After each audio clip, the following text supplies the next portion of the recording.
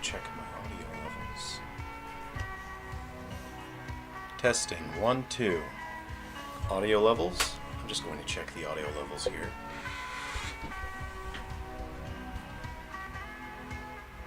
Okay. Alright. Hey, today we'll be using our Intuos 4. I kind of miss this guy. I haven't been using him that often lately. We've been using that massive Cintiq for our sculpting, and while I much prefer that, we had a minor hiccup in the studio yesterday as we tried to transition between the office and the studio. We lost transmission. So today I'll be sculpting on the Intuos 4. I have a couple more creature designs that I need to work on. So, alright, let's see. I'm going to check the audio levels here and make sure everything is working as expected. Okay. Let's see here. We have our music running. And, alright, so, hi everyone. I'm Jerrel from Sungrand. I am the developer of the Silver Falls games, and it's great to be with you here today, live streaming. We get to hang out, chat. We can talk about whatever you want, and we'll work on the Silver Falls games. So, I feel like we can take it easy here. We don't really stress around here too much, and we'll enjoy a nice, relaxing coffee while we just double check our systems and ensure that everything is running all right.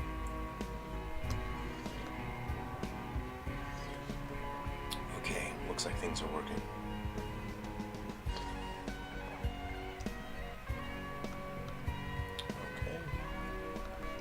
Last check here on our systems. I had someone ask the other day, I think it was Jimculus, who was asking about other about obtaining a drawing tablet, a digital drawing tablet, and the answer was I'm probably not the best person to ask for advice about that because I have not used other brands. I generally only use Wacom products, so I have been looking up other brands such as XP Pen and Huion, if that's how you say it, and I think those other brands might be good because for maybe around 175 to 200 US, you can obtain a drawing tablet from XP Pen that has the display in the tablet. And that is something that I strongly recommend. When you have something that does not have the display in the tablet, it has a very high learning curve, and it's not that pleasant to use. It's actually very frustrating to use. You'll think you're drawing a circle, and you look up on the screen, and it comes out, as a strange oval. So it's best to look for a drawing tablet that does have the display on the tablet itself. Okay, so how we finished up yesterday, we were sculpting a creature here, and I have to keep track of which computer I'm using at the moment. We have our work machine, and we also have our live broadcast machine here. So, okay, great. So this is the creature that we ended up finishing yesterday, this cryptid. And I'm quite excited with how it turned out. I'm very pleased with the end result here. So I'll give you a quick look at how he looks. I was also able to find the time to rig this guy up yesterday as well. So he's ready for animations, and if anyone's interested, we can work on some animations and get it going.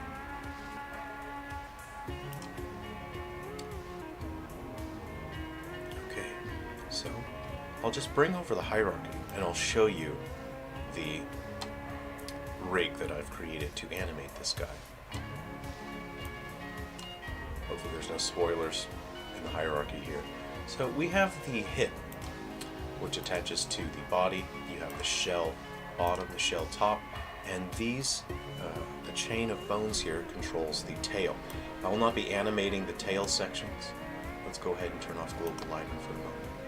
What I will do is have those physics animated, so as he moves around, he'll be dragging these tails around, and they'll be animated based based on the movements and the physics. So I won't be hand animating those. Project Mulo, how's it going? How's it going? A. Hello. Project Mulo, hello. It's late in the evening, but I'm very curious to see what's new. Hey, great. So Project Mulo, if you haven't checked in a little while, we have a couple new cryptids, and this is one that we finished yesterday, and I'm just showing it running in engine now. I actually need to get my hierarchy back, which has gone behind the window. This game scene view tends to take priority. So what we'll do is now give you a quick look at how you can animate this guy. If I click on shell bottom there, that allows me to animate the shell there. So I will click on the pivot point. And what we'll do is rotate that back, and you can see the bottom can now move, right? You have these muscular tendons that attach to these sides. What's that? Alright. What have we got here? Shell. Okay. Right. And if we grab the shell top, you can see you can move that right up top. So that stretches way back in a sort of unsettling way where these things sort of stretch an uncomfortable amount. Let's go ahead and open up the body. Sorry for bumping the microphone there. Now we have our eye, and I would like to work out a system to where the eye is constantly following the player and looking at the player.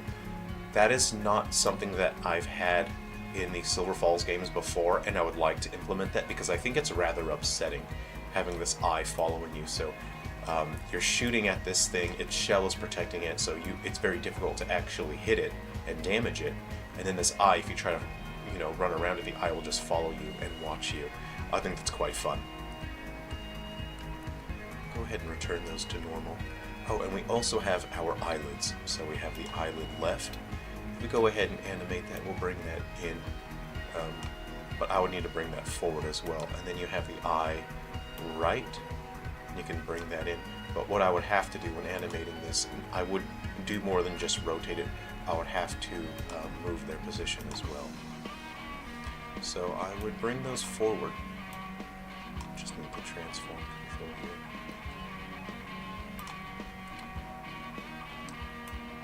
Like so.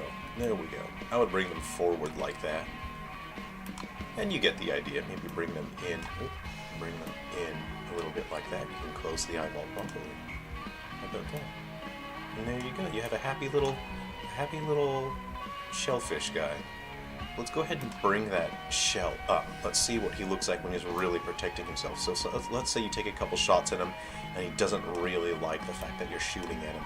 So we'll go ahead and close that. We'll select the shell bottom, the shell top, and we'll close that down. And you can see that he can properly defend himself. So now there's really no way to damage this guy because he's fully protected.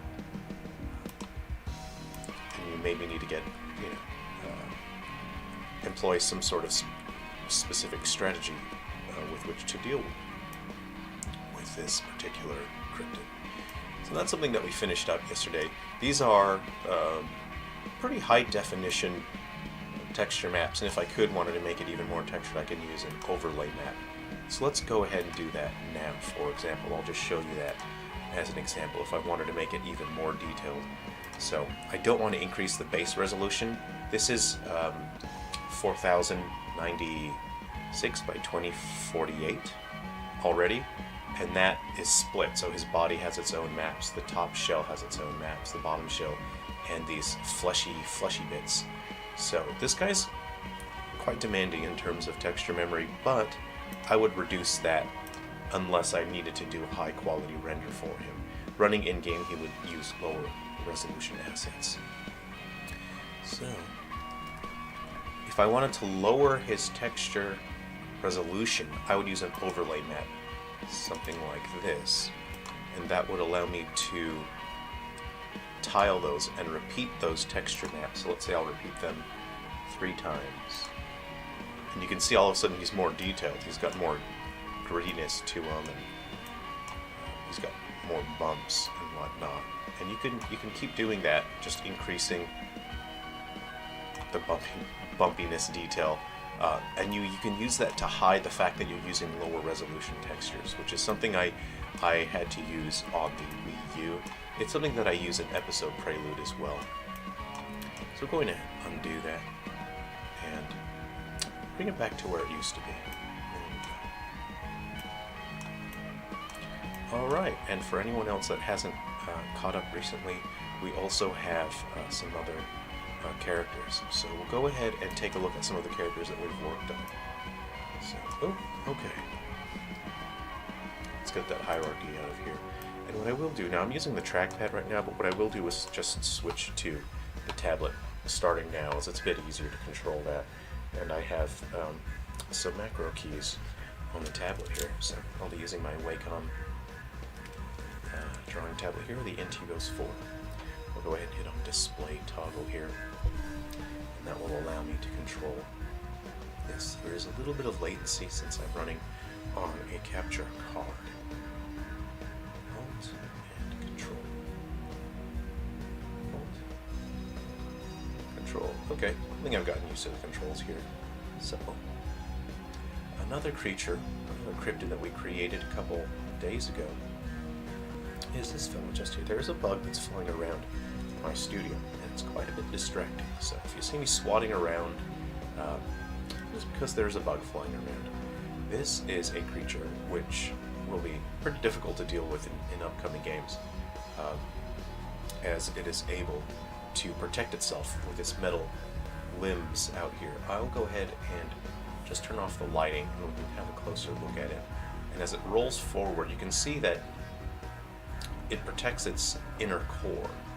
And in upcoming Silver Falls games, when especially he will show up in Face Takers, and maybe I'll add him to Episode Prelude, who knows. You can only damage that inner portion there. You won't be able to damage him anywhere else, so you actually have to aim very carefully. And if there's multiple of these guys, if there's other enemies that you have to deal with, then it becomes quite a challenge. So I think that will be an interesting cryptid to deal with. Let's go ahead and turn the global lighting back on.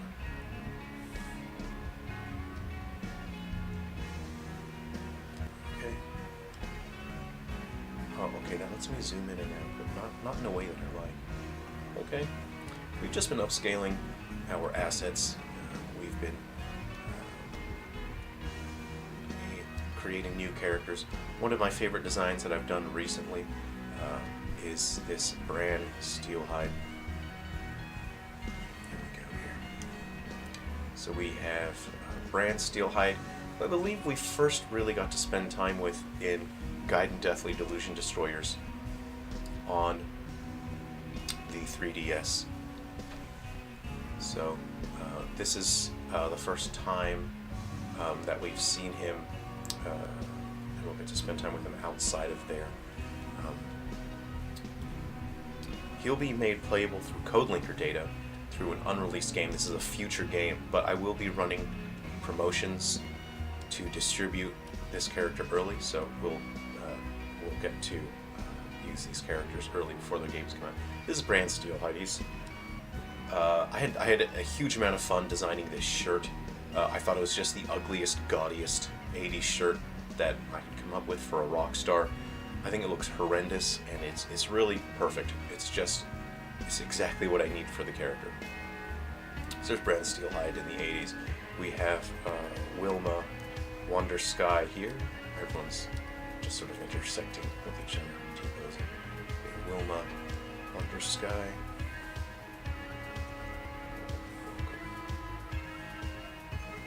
Who else do we have?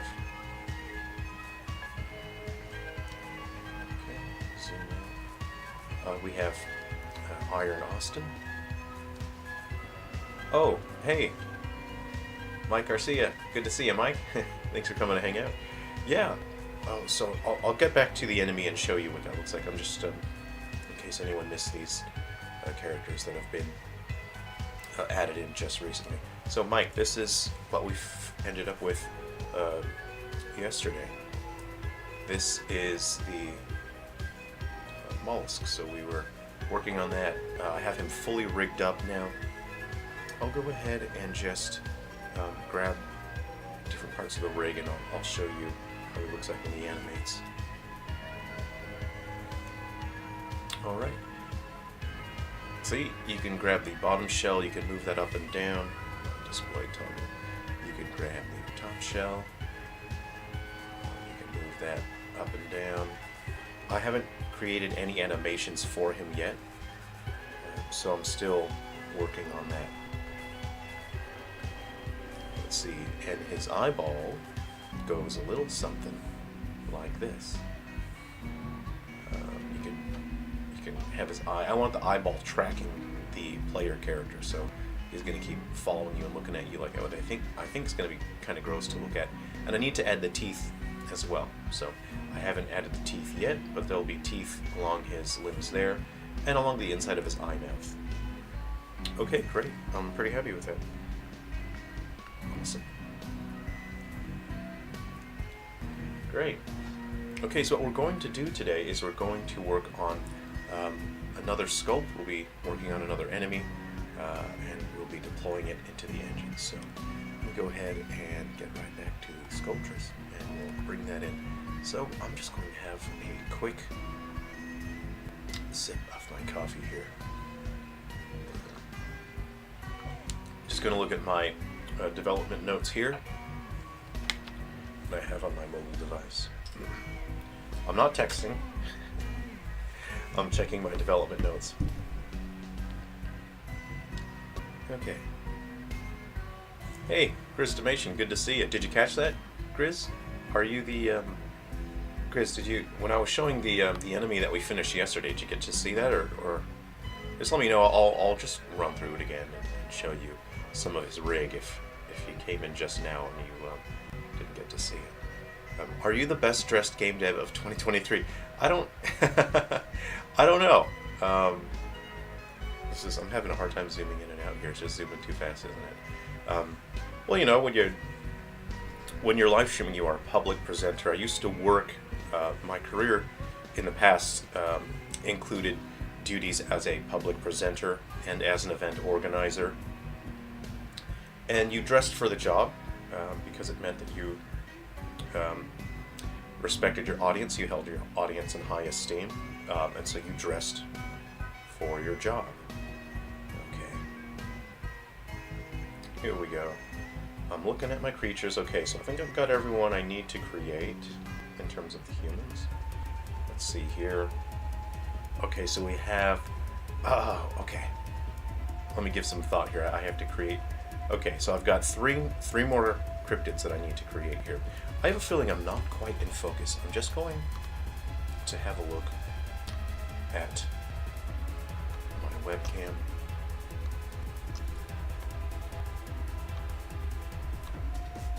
Let's see. I think that may be better. I think I'm more in focus now. Okay, so I have 3 creatures that I need to create, and I'm going to have to pick one. Let's see.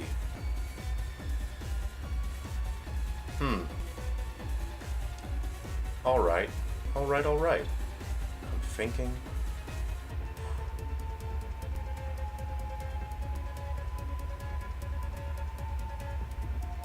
Ooh. Okay.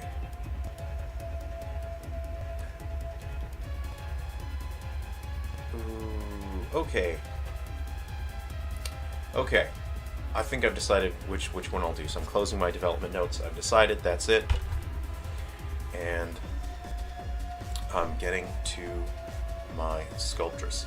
So, oh, Gristimation, you just got in. Okay, we'll quickly run through the enemy again that we finished yesterday. So, oh, use the display toggle button here. So, this guy we created yesterday, based off a concept sketch. We were in the office yesterday. Today we're in the studio, which is better for live streaming. This is where the live stream really, where it all takes place. You can animate that. You can grab the bottom shell, and you can animate that. Bring that right open. And the main idea behind this guy is that his shell is bulletproof. You cannot damage him. by hitting his shell. And so you'll actually have to crouch and use, pretty precise weapons in order to hit him. I think it would be pretty creepy if his eyeball tracked you and his eyes just sort of followed you around as you're running around. So I thought that'd be pretty fun. He'll have some tails along the back. They'll be physics animated as he drags himself along the ground there. I think it's going to be pretty neat. So what a fun enemy. Oh, okay. Yeah, so I'm pretty excited about how this cryptid turned out. It's pretty much exactly how I wanted it. I'm pretty happy with that. Great, thanks.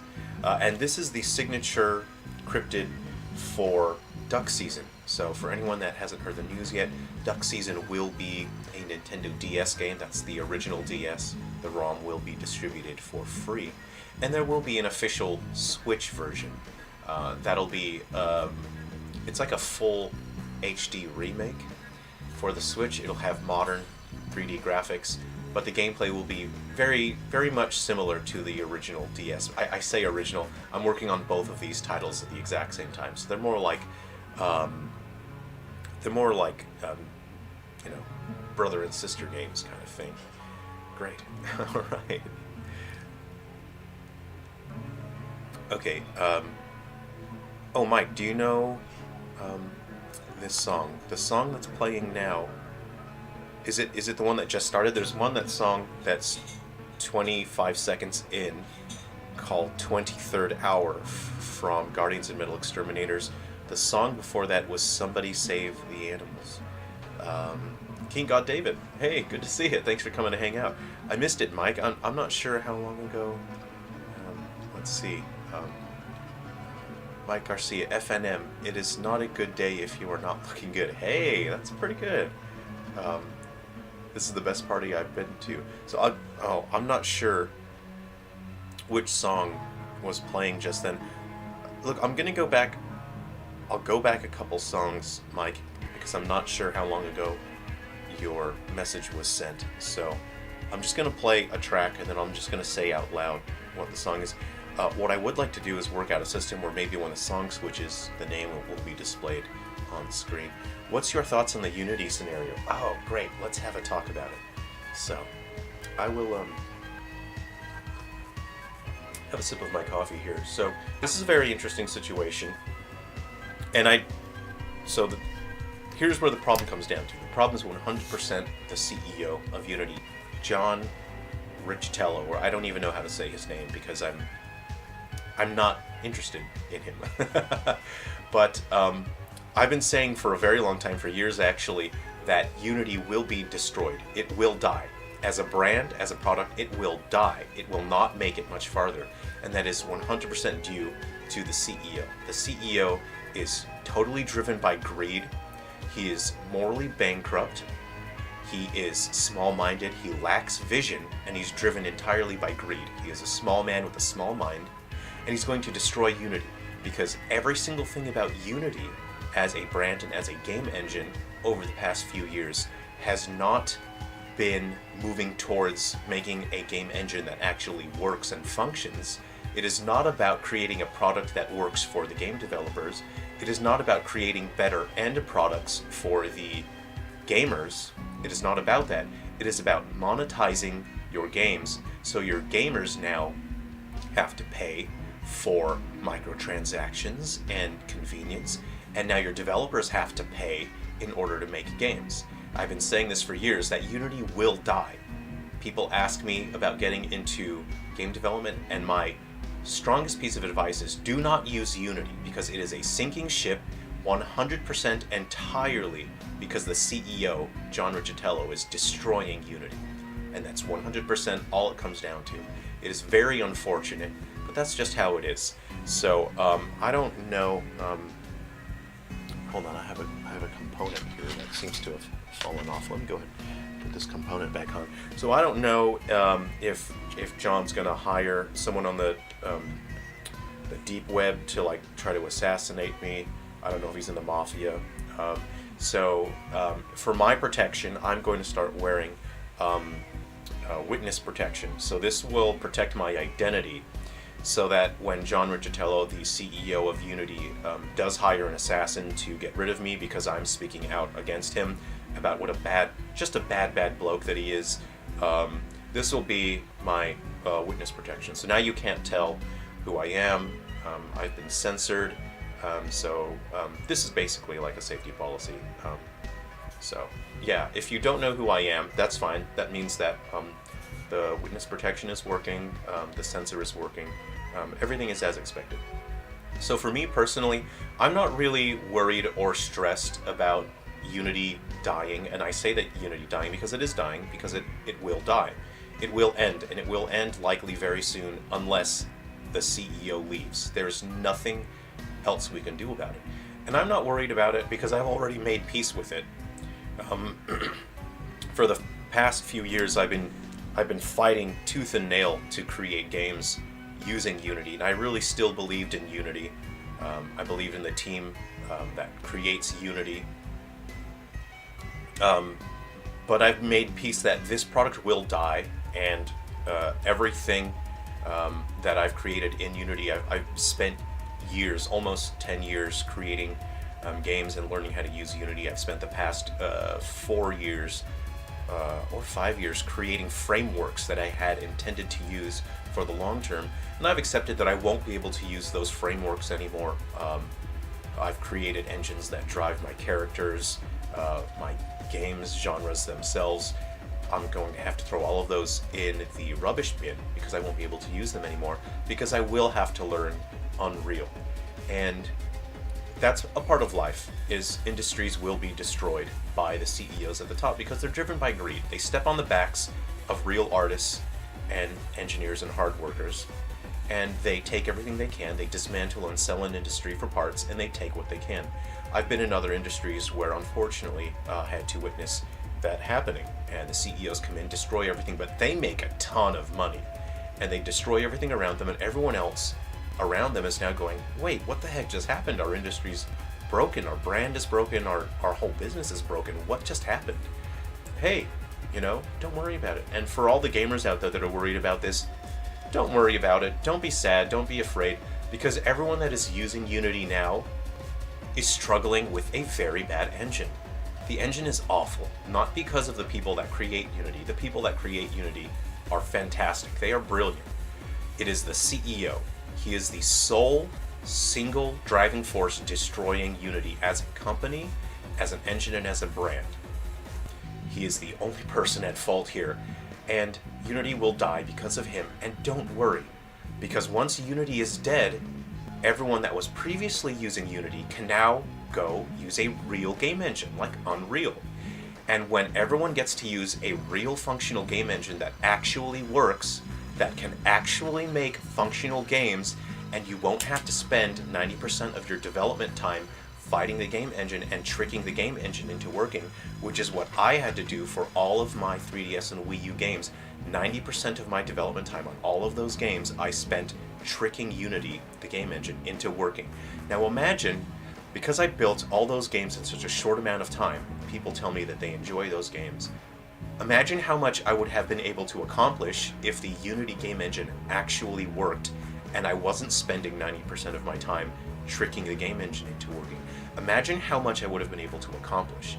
So at some point in the future, when I do get to move to Unreal, a real game engine that's run by real, actual people with vision and drive who want to move the game industry forward and not destroy it for their own personal benefit, imagine how much I'll be able to accomplish with Unreal. Now imagine everyone else around the world who is using Unity facing the exact same struggles. When they get to use a real game engine, we're going to have much better games. We're going to have way more content in our games. So look forward to that. This is not bad. Unity dying is not bad. Unity dying is very good.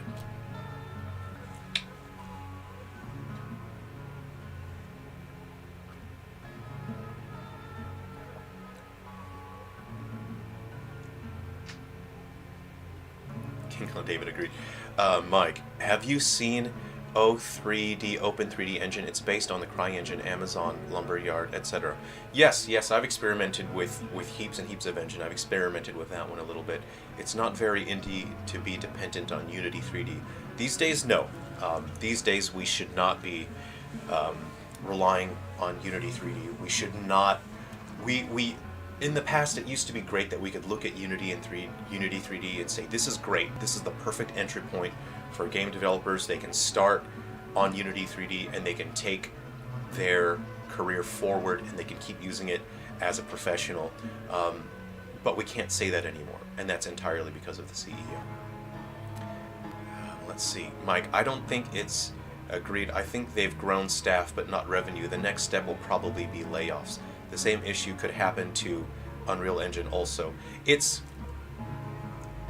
a lot of the CEO, and I do not see the same problems with Unreal, but they could get someone with the exact same attitude and mentality as John Riccitello to eventually go to Unreal, and it can happen in any industry. So unfortunately, that's how it is.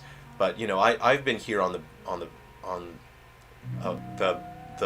blunt end of the situation, and I've been suffering every decision that the CEO of Unity has been doling out, and that sucks.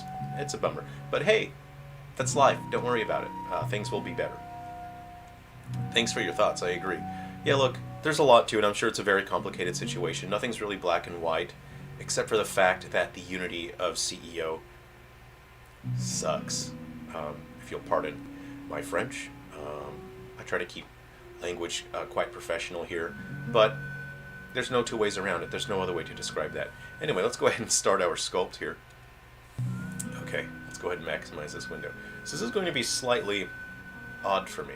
There's quite a bit of latency because I am running this through a graphics input card so I can share the process with you. So, hey, we're gonna roll with it, you know? You just gotta be chill, baby, and whatever happens, happens.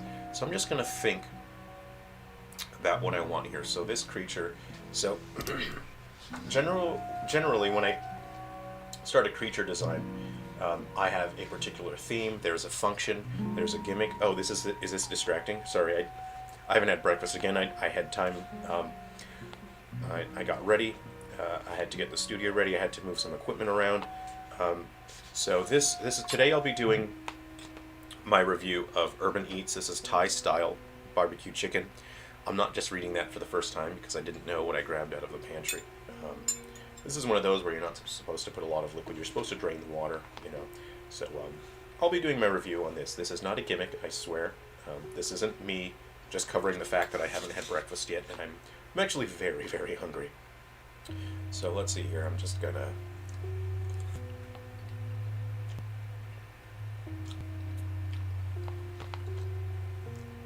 Okay. I'll have to have a second helping here to really... You see, the first bite really prepares your palate for the meal itself. So you need to make sure you cover the entirety of your palate, your palate's surface, and then you can really enjoy the meal after that. So right off the bat, there's a bit of zestiness here, which is quite nice. I really like that. There's a fair bit of drag on the noodles, which is nice. It's part of the experience, you know. Previously, we had reviewed a different flavor, low drag, shortcut noodles. I prefer a medium cut noodle, long drag. It just feels very tactile.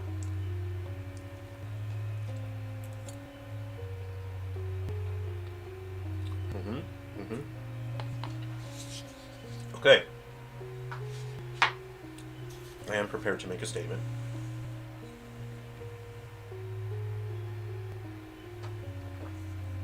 It's quite zesty. There's a minor amount of spiciness, but it is zesty. Not as much sweetness as I would like to offset the zestiness there. But it's quite nice. The noodles themselves, I'm not sure if I'd let them sit in hot water long enough because I was preparing the studio here. So I think that's on my fault. I think I didn't prepare that well enough. Anyway, so this creature is going to be bipedal. And the idea behind this creature, so I was saying when I when I conceptualize a cryptid, I generally think of a particular theme, and the theme for this one is acid reflux. And so he's going to be the kind of creature that. Okay, I'll say this is meant to be this one of the signature cryptids in Road Past Guilt, which is an RPG. So this creature, when you encounter him in battle, is the kind that can stay in the back rows, and he can attack from a distance, but he can also hit your whole team. He can hit multiple targets with his projectile vomit. So we have had a couple creatures already in Silver Falls that are sort of bipedal. They sort of shoot things out. So what I need to consider is how this guy is going to be any different. So what I'm kind of thinking is maybe he's got claspers, right? Maybe he's got like sort of bits that come out the top, and they can sort of grab someone like that. You'll have bits that sort of come out the bottom, and they can grab people like that. That's what I'm kind of thinking here, which may result in it kind of difficult to rig here. So maybe he'll have a couple of these things, little grabby grabbers, kind of what I'm thinking. And then he'll sort of vomit things out. So what I'm going to consider here is I'm actually going to go for a fur texture on this guy, which is not something that we see or have seen that often yet. Oh, pardon me. In Silver Falls. So generally we often see that sort of universal flesh for the creatures. So in this circumstance, I think I'm going to go with a fur, and that's something that'll maybe help him blend in the forest a bit more here. So we're going to go with this sort of the canine look to the legs here. So I'm just considering my proportions here. Okay, and we'll work on that. It's a little, it got some nodules there, but we'll work on it, right? Okay. So we'll go like this. Something that, you might from a distance think, oh no, is that like a wolf man? And then you get closer and you realize it's not even close, and then you kind of think, oh no, what am I looking at? I wish it was a wolf man, One of the things that I try to keep in mind when designing Silver Falls cryptids is I want to create something that is relatable at first, when you first sort of witness the cryptid and you think, oh, I kind of get what that is, and you look at it and you go, oh, wait a second, no, I've got no idea what the heck I'm looking at. And that's kind of what we're going for here, is something that just isn't quite right, is it? Okay, so, and I try to keep similar visual themes, to the cryptids, so they feel like they're all exist in the same world, and they're not just like, okay, here's this design now. Oh, yeah, ew. That's kind of upsetting, isn't it? So, actually, no, I'll have like a very healthy cereal, some fruit, but when I have my cereal, and it's not Lucky Charms, unfortunately. I have boring grown-up cereal. I like to sit down and I just like to relax. I like to enjoy my morning. But when I'm preparing for a live stream, because I'm in Australia, I have to start preparing pretty early. I'll hold Alt here and then I'll reverse it. Yeah, so if you hold Alt like that, you can invert the effect of the tool, and you can kind of see now it does look like he's a bit skinnier, and there's bone protruding through his skin there. So I kind of like that. I gotta have a bone coming down here to that bit as well. Let's do that. And we've got to flatten this a little bit. We'll smoothen that out. We'll smoothen that. And that kind of makes it look like tendons, doesn't it? There we go. Okay, so we'll work on that a bit more. We'll smoothen that out. So, yeah, when I'm preparing for these live streams, I don't have a lot of time in the morning, and I swear I don't just eat these instant noodles things. I keep them for emergencies, and yeah, it's not a bit. I'm not eating them like I'm gonna do a review channel. Okay, so we also want to consider the weight and the center of balance of this guy here. So what we'll do is we'll use the grab tool, and we're just going to make sure that the center of balance makes sense. So,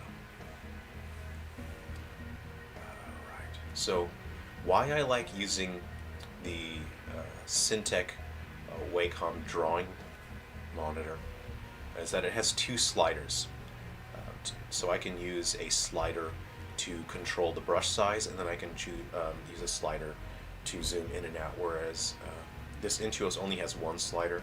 You'll have to push a button, and then that button sort of changes your mode. So if I push it twice, you can see now I can change my brush. I'll have to push it twice again, and then I'll get back to zoom in and out. So it is doable, but it is nice having the two sliders there. But this control wheel is really tactile. It's quite fantastic. So you can see here anatomically it doesn't make a lot of sense. What we're going to do is make more sense. Well, so I'm actually going to switch my stylus now. I've been using this stylus that has the plastic nib, which allows faster, smoother travel. There's significantly less friction. I'm actually going to move on to a stylus. These are customizable. You customize these yourselves. This has a felt tip, which allows more precision because there is more friction, so it will move slower. So here we go. And I generally have, I generally make this more firm in the settings, so it's less sensitive, which is allows for more precise work. But I kind of have a feeling the sensitivity is turned up on this guy. It's kind of what it feels like right now. Okay. All right, let's go ahead and give him a bit of form now, right? So right now it doesn't have much musculature. It has shape, but it doesn't really have form, you know. So we're going to push that in, and then we need to express a sense of muscle. Let's go ahead. We'll smoothen that out as well. But let's say like it needs. Hold on. I'm not really happy with how that turned out. We'll zoom out. These will be more. We've got to have a sense of muscle here. There we go. And we'll smoothen that out. We'll work on that a bit more. Let's go ahead and zoom out a bit.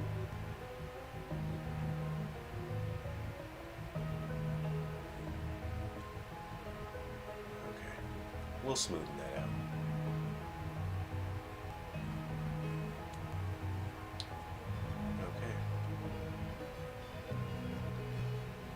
And Mike, you were asking about the music. I'm working on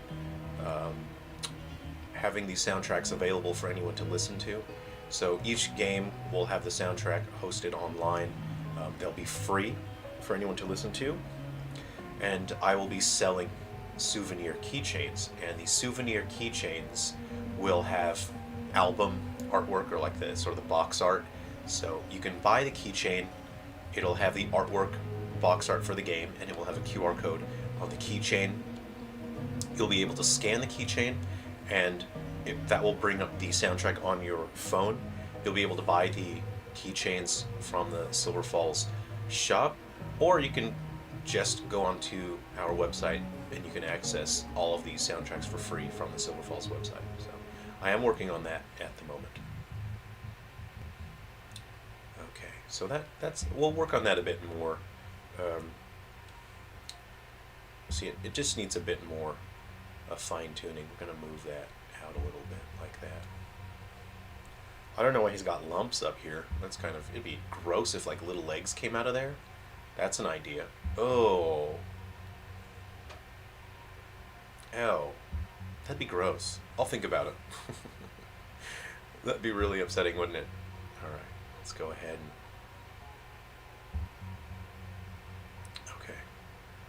alright, so you've got these kind of gross leg foot things. I'll define the toes a little bit, which is already like a gross kind of a statement to define someone's toes. Oh, look, I haven't even put that in. I'll leave this in the face takers. I'm just gonna, let's see here. I'll put a code name in there. When I'm digitally inking, I use the plastic nibs. It helps me with the smooth lines. Absolutely. If I'm like doing digital painting, I use the plastic ones. I just need faster travel on that. It's usually with the drafts, when I'm doing drafts, and I need to just move a bit slower so I can really consider my options. Usually that's when I'll use the felt tips. And then for this portion of sculpting, I really like using the felt. What Gridstomation, which tablet do you use? I'm not sure if you told me the other day, or if that was someone else that told me what they were using. So here's what I'm kind of thinking, right? So I'm considering, because we have other spitting type enemies, like I've already accidentally created an archetype, like a spitting spitting type I accidentally came up with that for a brand of Silver Falls cryptids, but that's not really something, that's it's not really. So I'm kind of, I gotta consider what I'm doing here. I gotta think about my options. He's gotta have like a sack, right? Just like a sack that kind of holds the liquid, because this guy's all about spitting things out.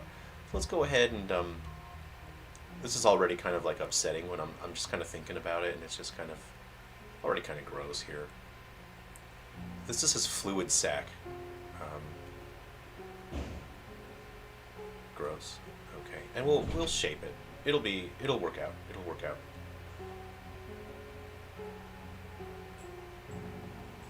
This is the fluid sac. We're gonna start grabbing and bringing things in. Okay. So we want to express a sense of, like fluid at the bottom,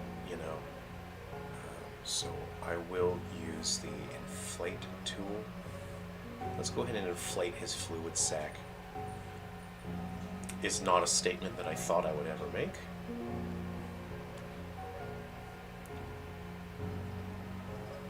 Alright.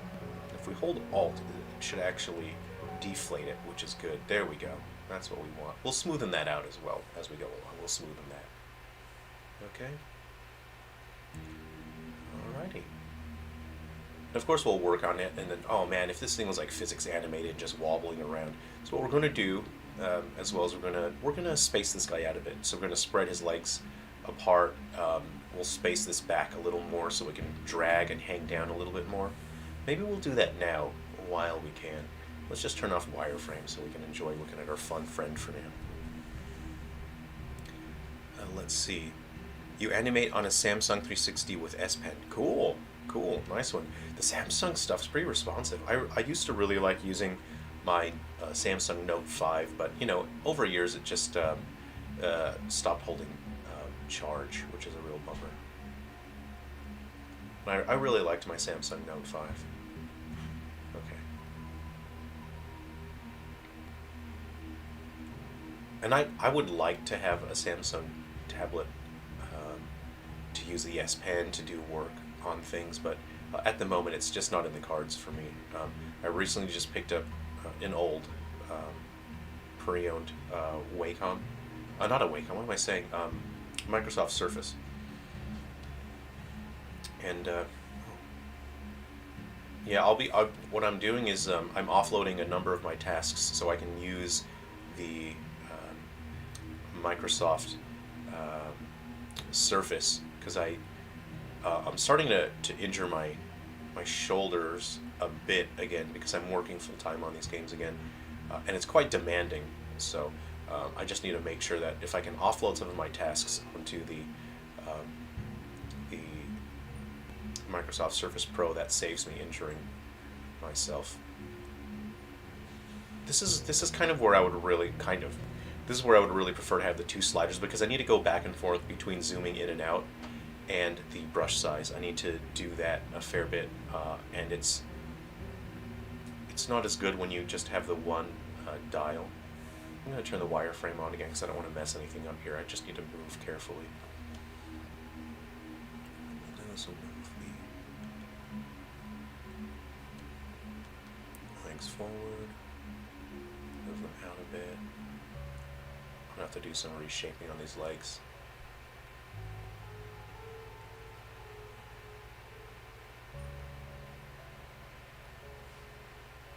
Yeah, this is a situation where working on my other workstation would be more appropriate. But this is fine. This is fine too. We'll fix the shapes of that. Don't stress about that. Don't worry about that. We'll fix that. It's getting a little messed up, but it's fine. We're early in the sculpt, so nothing to worry about here. We're still early. Okay.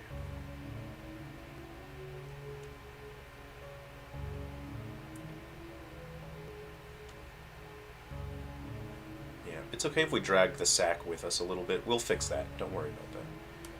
Okay. Okay, we'll fix it. We'll fix that. No problem. Okay, now let's just grab our sack and we'll just drag it back a little bit more. Just grab it and move it.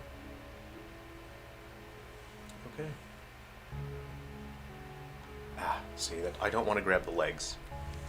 So what I will do is actually just I don't know why I didn't do this before. I'm just gonna freeze those, you know, and that should stop that from moving. I'll just grab the sack. There we go. You know, I should have done that. Okay, hold on.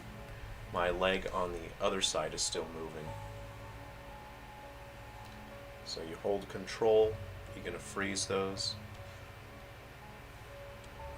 There we go. I should have done that sooner, huh?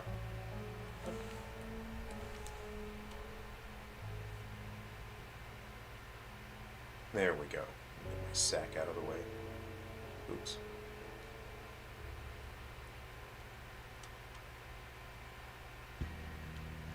Okay, we'll want to unfreeze everything. We're going to Control, Alt. What? And just unfreeze that. I think we're good. I think we've unfrozen everything. There we go. There we go. Right now we're just going to smoothen things out a bit because I've done some deforming and damaging here. So we'll smoothen our sack. Make it nice and smooth. There we go. Your fluid sacks are the best. There's a couple creatures, couple designs that I've done so far where they've kind of got like a fluid sack. None of them are physics animated yet. You know, I really want that sense of bounciness and volume. I think this guy's probably going to have the biggest sack. That's kind of what I'm thinking, right? Yeah, so this creature will appear. It'll be one of the signature cryptids in Road Past Guilt, which is our JRPG coming to the Nintendo Switch. But I'm creating him now because I need to add him as code linker content for Guardians and Metal Exterminators. So he won't be playable just by playing the game. When Road Past Guilt comes out, you can use the code linker, and then you can move this guy from Road Past Guilt into Guardians and Metal Exterminators S for the Switch. Okay, so here's what I'm thinking. He needs to hunch over a bit, and then he'll go forward. So I'm gonna have to do a fair bit of jostling around here because he needs to. His center of balance needs to be farther back, and that sack is not nearly big enough. I'm looking at it. That sack is way too small. Okay. Let's see. Super Smash. Hey, how's it going? Good to see you. More remakes and remasters. Paper Mario and Mario vs. Donkey Kong. Remastered Ghoul Busters. Well, we do have Ghoul Busters on the Switch, and there's significant additions in terms of like different visuals. And secretly, you know, there's that old movie mode, I think, or whatnot. You can use red and blue 3D glasses and play Ghoul Busters on the Switch in 3D if you have 3D glasses. I know people are saying, "Oh, I'll miss the 3D." You know, I really like that was one of my favorite parts about Ghoul Busters. I really like the 3D, and it's like, don't worry, I got you. I'm listening. I can hear you. I know what you want. This is already. Oh boy, this is already not nice to look at, is it? Oh boy. So I'm kind of thinking here. Here's what I'm thinking, right? Okay. This is, oh yeah, it's kind of upsetting to look at. He's gonna have like a sprayer hole. So I'm gonna look at my proportions. I want that bigger. his sort of body bit now. So let's go ahead and grab that. This is, it's like, it's already, oh, it's so gross. And here's what I want these creatures to feel like, right? I want them to feel familiar, like, oh yeah, that's definitely a Silver Falls monster, but they need to be unique in their own way, you know? They need to have their own identity, so you look at it and you go, oh god, but what is the deal with that thing though? What is wrong with it? And I think this already, like, viscerally, let's just go ahead and turn off the wireframe. Oh dear.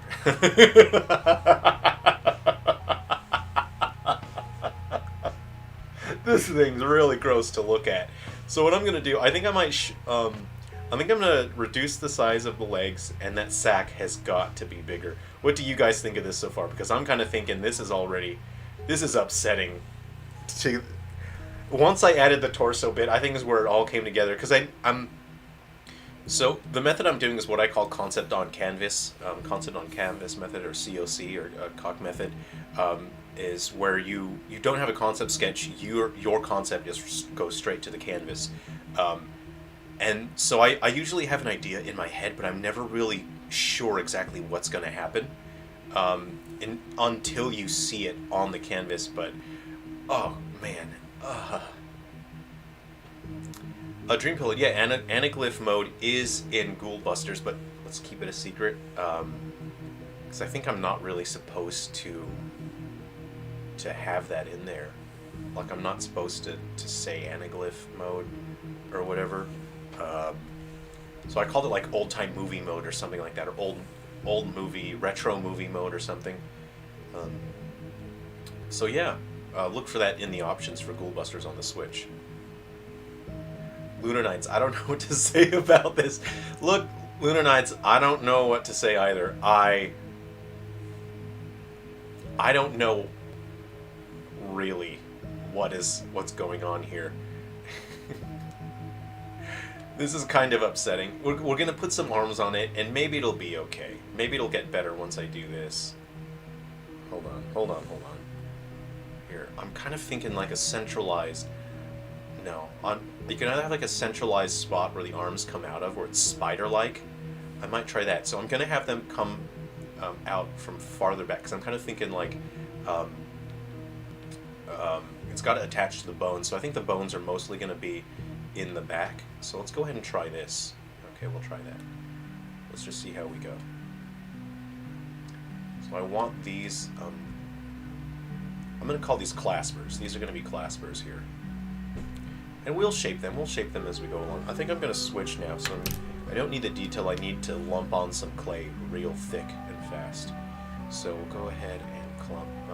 Hey, Elenon, good to see ya. All right. Great to have you here hanging out in the stream. So this is what we've got so far. Yeah, we just got the torso and the head on this guy, and I'm kind of thinking like, all right, it's coming together. Is really what's happening now. Is, you know, sculpts early on, when you have a build and a sculpt, you're not entirely sure what the deal is, you know, early on. But I'm kind of thinking like, I'm really feeling this now. All right. So I'm going to do more detail. I'm just clumping on the clay for the shape right now. Hold on. That's too far. I think I'll... No. Can we step forward? It's fine. I'll go one step forward. All right. This is where I'm kind of thinking. Okay. We're gonna grab it. We'll lower it, right?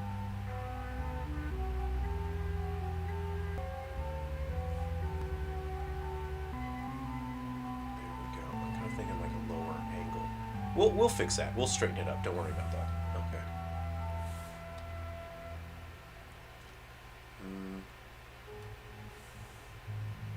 We'll grab it some more. Lower it.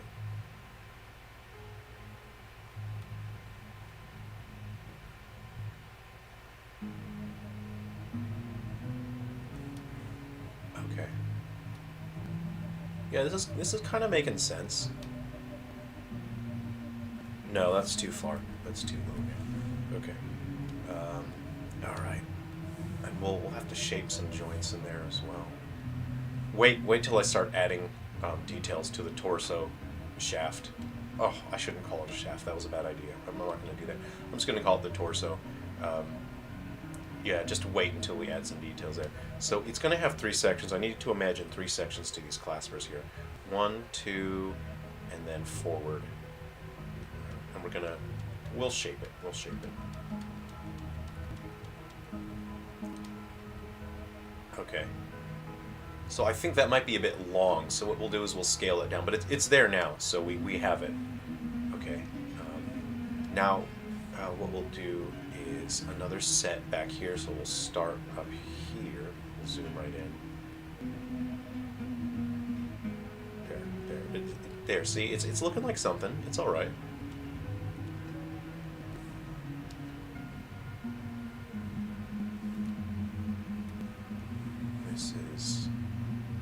This is, but you know what? There's no denying that this is a Silver Falls cryptid. There's certainly no denying that, is there? All right. And what we'll do, of course, when we come back, we'll add some musculature and some tendon form under where it attaches to the body. So instead of just looking like it comes out of nowhere, it will look like it is actually, you know. So we're going to have to determine where the elbow is. I'm going to say that's where the elbow is, right there. And then I'll just add a bit of form to it here. Like that. Make it a bit thicker. Just visually so I know where the elbow is.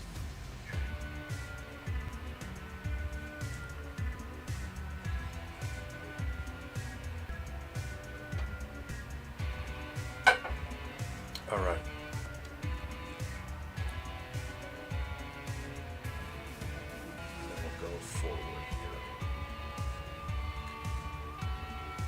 I don't know if subconsciously I'm just trying to outdo like an upsetting creature. Like, what's the most visually upsetting creature design I can come up with? I think subconsciously there is a little bit of that. There's an escalation in terms of what thing can I create, and that's natural. As a visual artist, of course you want to elevate, you know, what you're doing, and you want to keep doing more. And as a creature designer, especially for a horror series, you kind of think like, man, what else can I do here? All right, this is already see, it's not just a giant member. Looks like from Ruby River. Yeah, this guy kind of looks like he blends in from Ruby River. Is this for a specific game? Yes, Luna Knights. This is for Road Past Guilt. So this is the JRPG. But he's going to be playable in Gaiden, in Guardians and Metal Exterminators. So I have to do the character model now, so I can put the character model, so I can make the character playable in Guardians and Metal Exterminators. So I have to do the work ahead of time.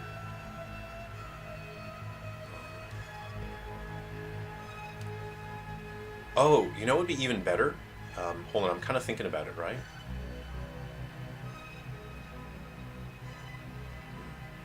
It's here. Instead of having the arms there, what if the arms came out where the head is, right? Yeah, that's what I'm thinking. So let me go ahead and give some form to the body now. Alright, so I'm going to switch my stylus. Here we go. Give it a bit of form now. And again, I just really enjoy working when you have this level of pressure sensitivity on the stylus for sculpting. I think it's really so tactile. It's such a great way to work. Okay, give it some form there. It's got to have like a sort of a vascular look to it.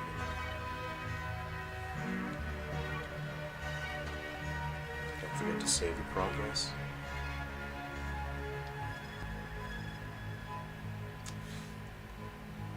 Hold on, there's a bug flying in my face, and I didn't really like how that turned out. See, this is where I would really prefer to have to be doing the work on my Cintiq with a display in the monitor. You can be much more precise, whereas when you're using like an Intuos, it's not as precise because you don't get to see what the deal is, you know. Yeah, let's get some vein lines in there. That's pretty good looking.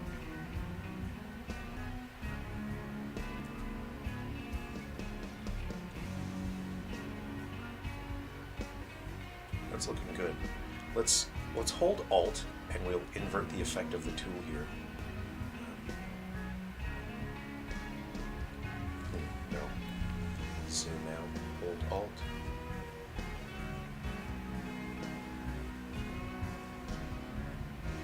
Wow, this is pretty upsetting to look at, I think.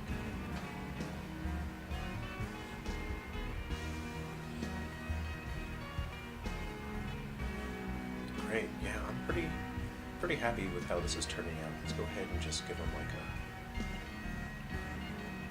Hold on, we gotta zoom out.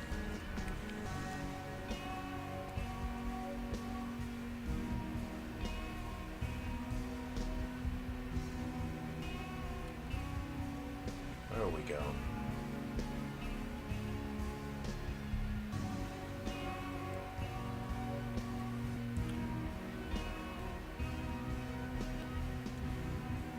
There's our friend. There's our friend here. Okay, we're gonna smoothen that out a bit. Okay.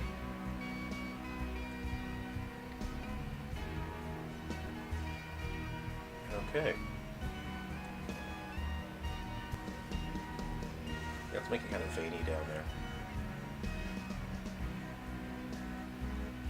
Okay, we'll hold Alt.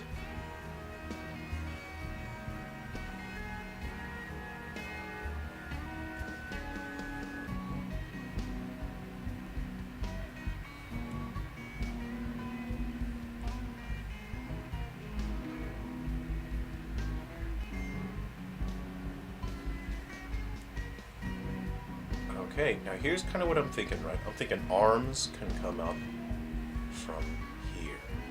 Right, let's do that. Let's get some arms, some claspers will come out the side and they'll sort of protrude forward. That's what I'm thinking here.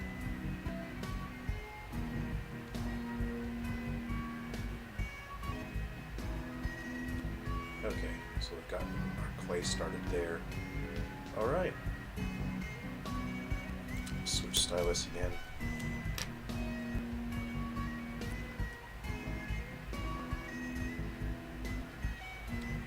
Oh yeah, that's a Silver Falls monster.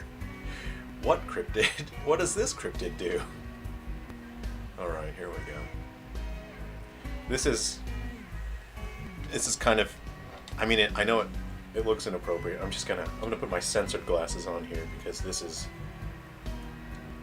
should probably be censored, shouldn't it? This is gonna change the age rating, I think, on a Silver Falls game. So we're going to give that some form as well. We'll do that. We'll give it form. But what we will do is now specify, that's kind of like an elbow, right? So this is where it sort of angles down.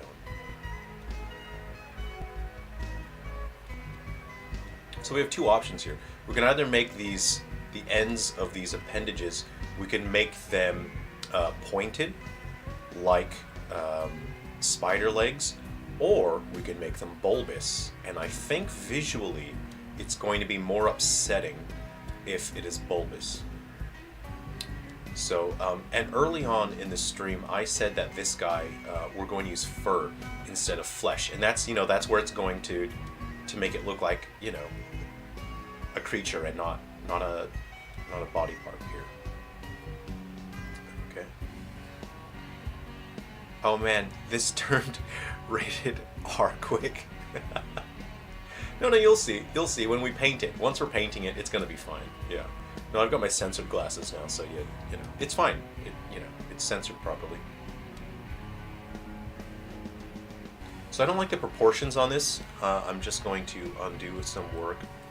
I didn't want that part of the limb to be that long, and I'm kind of thinking that's about as long as that should be. Okay. This is going to be a nightmare to really get the rig just right on this for animating. I think it's going to be a nightmare. Okay.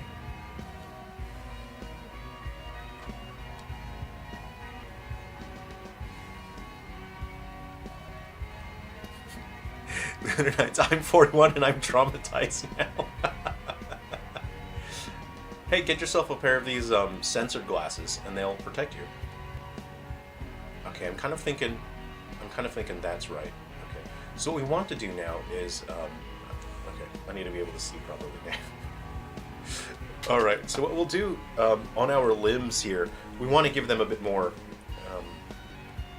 They have shape, don't they? They don't really have form. So what we're going to do is just define them as actual body parts now. So you see they attach to the body thusly. So let's go ahead and add some musculature and tendons connections to it. So we have our draw tool, and we'll just attach like that. And I like to imagine they're attaching somewhere over here to a tuberosity on a bone structure up here. So let's go ahead and imagine that. Let's just imagine that for a little while. Okay, well, we might smoothen that out. So we're getting a little rough here. We're getting a little too rough. We can smoothen that out. That'll be easy to smoothen out. Okay.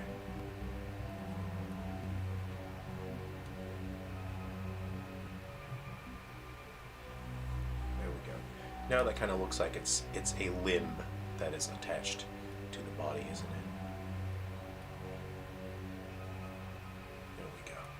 That's looking much better.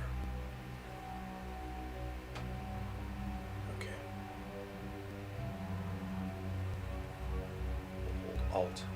Just bring that down a bit.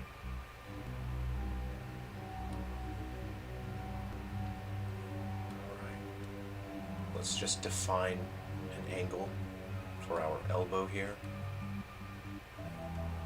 And if we define that, if we have a sort of a bit that sticks out like that, you know, anatomically, you know, what's the point of it?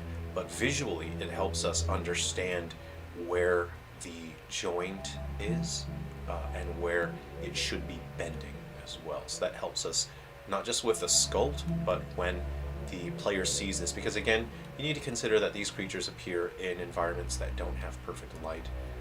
And so it's important to consider being able to identify the shapes and understanding how and why things move. So it's good to have shapes like that. Okay.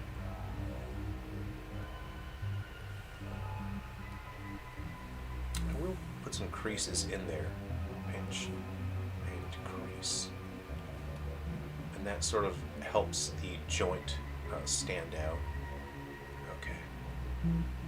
Put a crease down in there.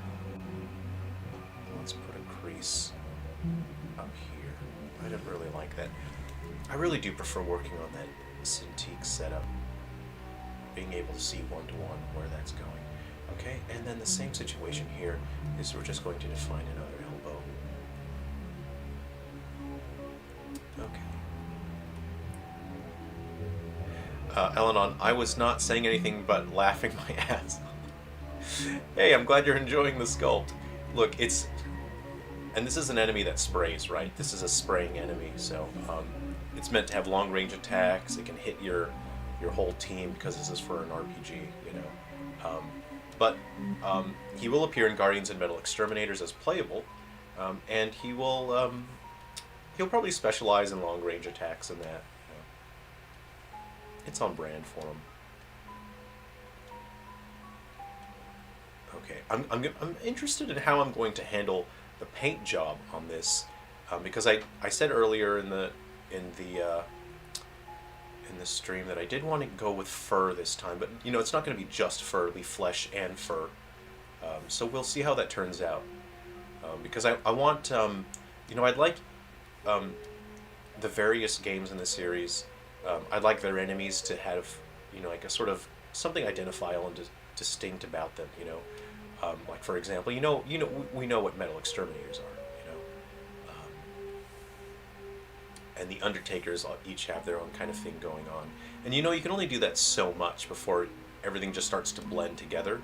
and you run out of identifiable traits. But say, for example, face takers have a very specific identifying set of traits. That's they take faces and they wear them. I'll be working on face takers full time as soon as I launch Guardians of Metal Exterminators. So I'm very much looking forward to working on face takers full time. Okay, let's go ahead and smoothen that out. Smoothen that. Okay. Yeah, see? Now that I have those bits in there, anatomically, you know, they don't necessarily make sense, but visually, the player now understands the shape just by looking at it, and they understand how that particular shape should move. I kind of want to put knobs at the end of these things, because it'll... Insect-like, yeah, that's right. Man, I think it'll be so much fun once I start painting this thing. I think we're going to go buck wild, and it'll just be fun, because I want to do something different with this guy. I want the enemies in RPG to feature more fur, because you're spending significant time in the mountains, outdoors now, and I imagine the creatures out there generally have more fur. They can survive the winter, but these aren't necessarily animals. They're cryptids, but they have to survive somehow, you know. So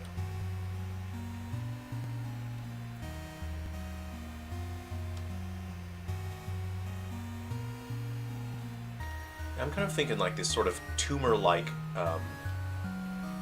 knobs at the end are kind of upsetting, and you sort of see them and you think, oh man, I don't want to get touched by that tumor thing at the end. What is up with that, you know? So that's kind of where I'm going with these things. But what if these things could also spray? Like, what if these things were leaking? Which is kind of... I've just thought of that just now, and I'm thinking, great. I think all of his knobs will be leaking as well. So I'll be able to employ particle effects. These things will be dripping the whole time, which is already upsetting to think about. Yeah. Oh dear. Yeah. That's upsetting. Great. I thought of something that even upset me. I don't even like that. I don't like what I've just thought up, and I'm going to do it now. This bug is very irritating. There's a bug in my office here. Okay, let's just take a step back. Take wireframe off. Hey, we got something, guys. Look at that. Whoa.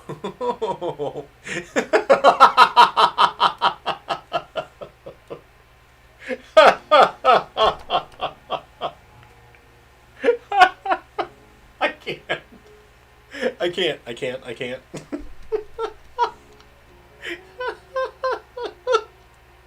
I'm dying. Oh no. What have I done? What have I done?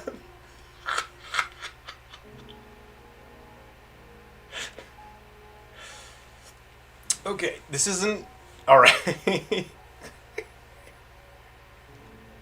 It was funny without the arms, I know, but it has to be a creature, you know? It's gotta be something, you know? So it's gotta have the arms. It's gonna be leaking from the arms the whole time. Let's just adjust our proportions now. So, what we're gonna have to do is drag the whole body back, because right now he can't support his own body weight, right? So we'll have to drag the body back a bit, so that the center of gravity is... Oh!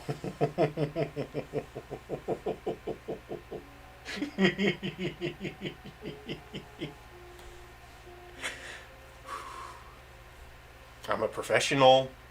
I'm a professional. This is my job. I do this for a living. I'm a professional. I'm a professional. I'm a professional. This is my job. I do this for a living. This is no big deal. This is very mundane and ordinary. This is normal. This is normal. This is fine. No big deal. There's nothing unusual or strange going on here. This is normal.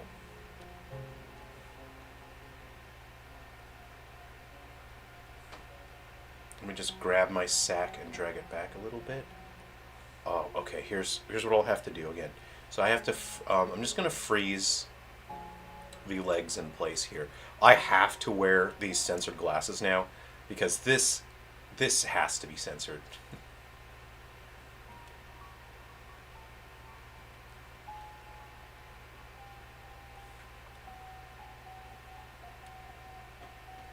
But hey, this is Silver Falls, you know.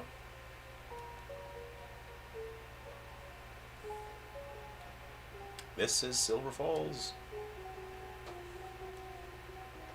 Oops. Let's go ahead and step back from that. Okay. Okay, so now I'm going to grab this sack and I'm going to drag it on back. Dang, I got to freeze these as well.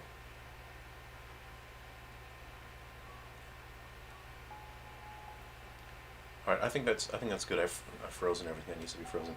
Okay, now I'm going to grab the sack and I'm going to drag it back. There we go. The body needs to be brought back a fair bit.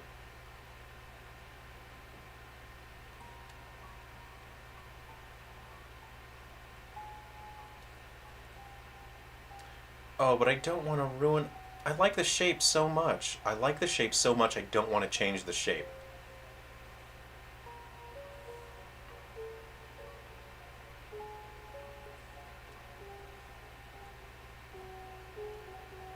Don't make me change the shape. I'm happy with it.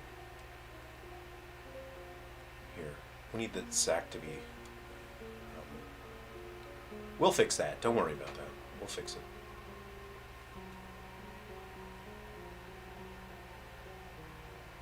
Okay, something like that. Okay, so I think if I... oh, that inverts it. Okay.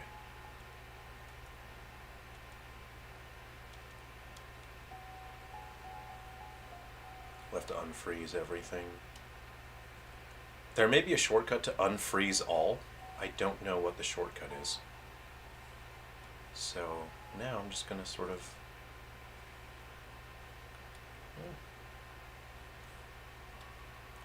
okay. I must maintain my composure. I am a professional monster maker.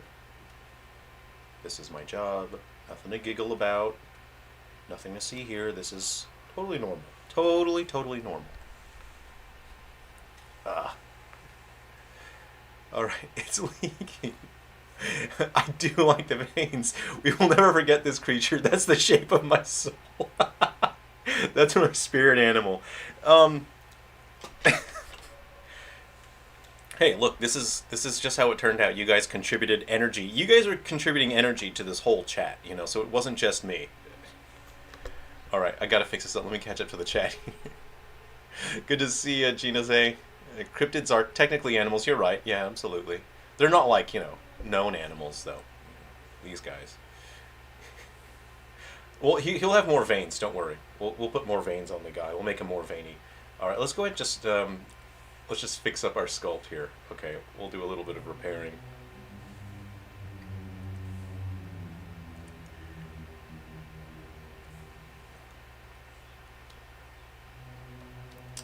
And let's not take for granted, you know, I just want to put this out there, let's not take for granted that Nintendo does not censor Silver Falls.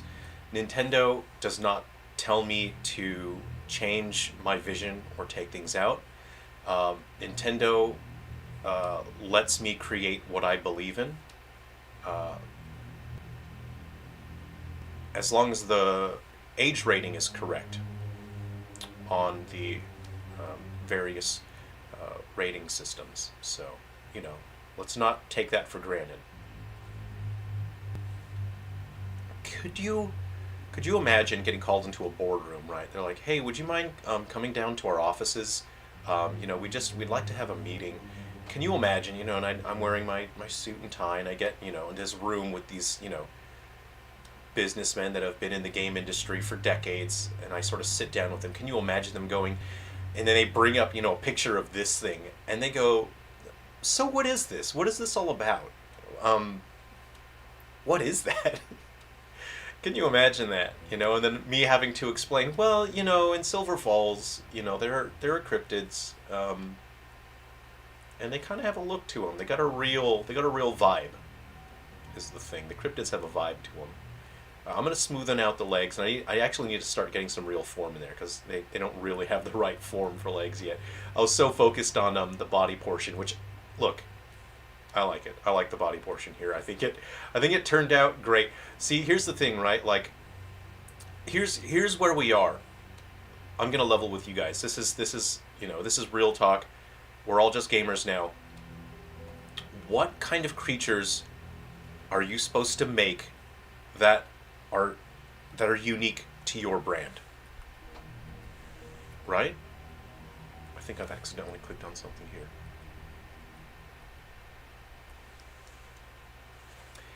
Realistically, what do we have? You have zombies, right? I'm gonna level with you guys. We have Resident Evil.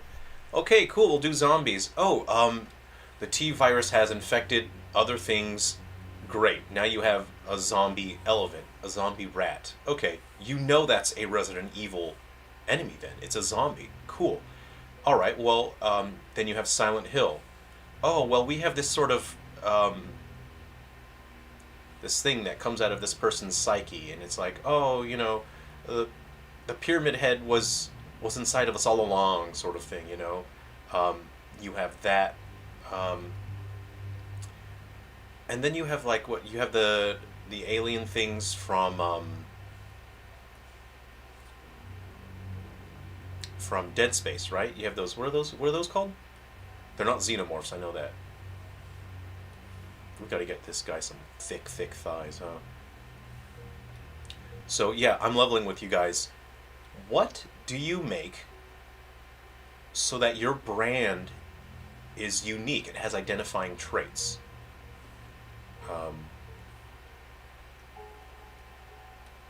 Because we're in a real situation where we're, and I'm not trying to sound like, oh, I'm better than anyone else, and I'm doing this and I'm doing that. That's not what I'm saying.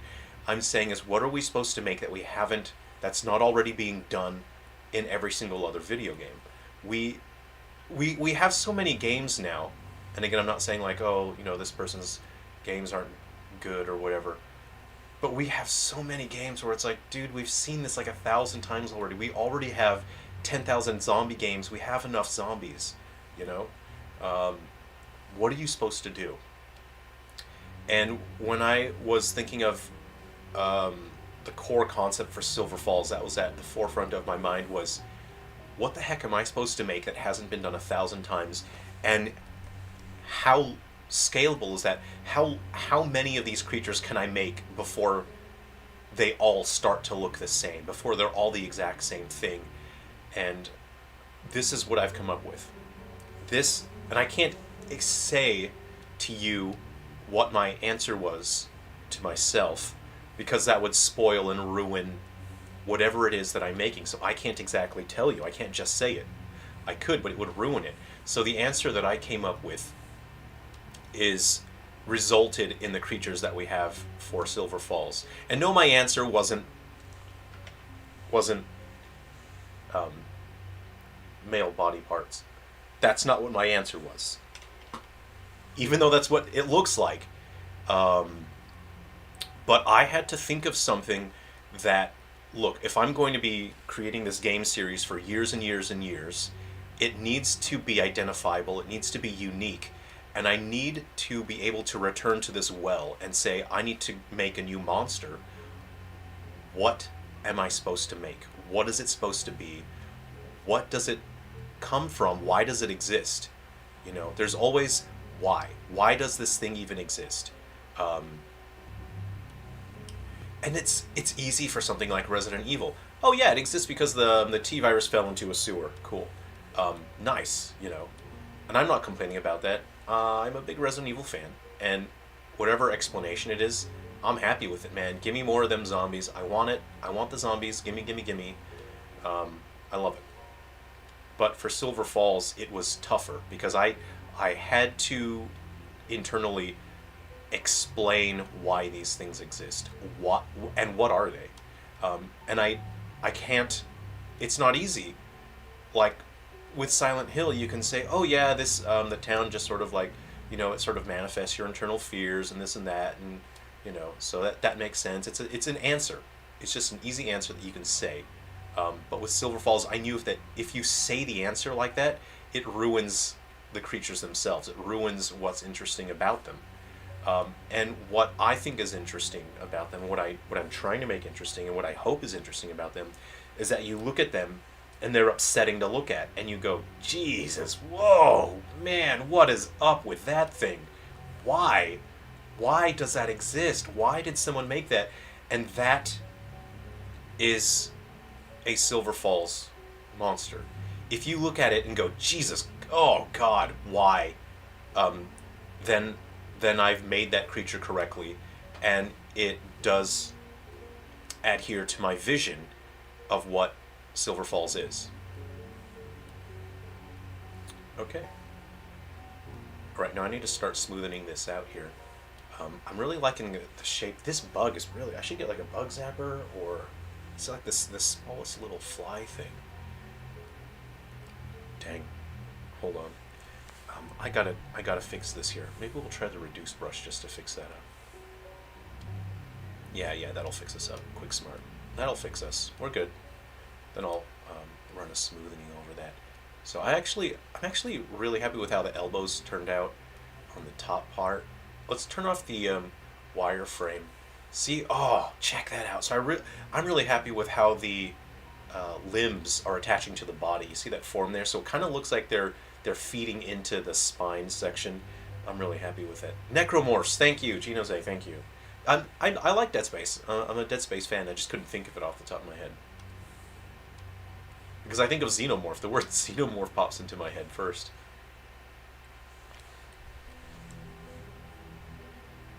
Okay. Let's go ahead. I want to build up the form a little bit there. Alright, so we have the elbow here. So same thing up top. I want to try to maintain that look here. So I think these things that come out of the body, these appendages, these will be fleshy. These will not be furry. They will be fleshy. But I could put fur on them, But I do want them leaking. So they will leak. They will be fleshy. Alright.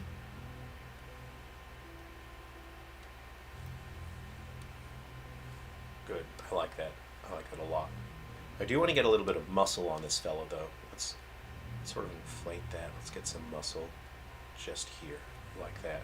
A little bit of form. A little bit of muscle. Just there. Okay, that's probably good. We can crease that as well. Get some muscle in there, get some muscle in there. And we probably need a bit of muscle down in here as well.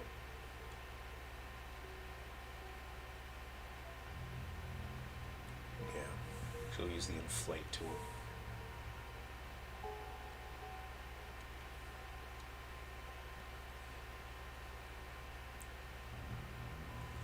Let me catch up to the chat here for a second. I've just been gabbing away. I could use another coffee.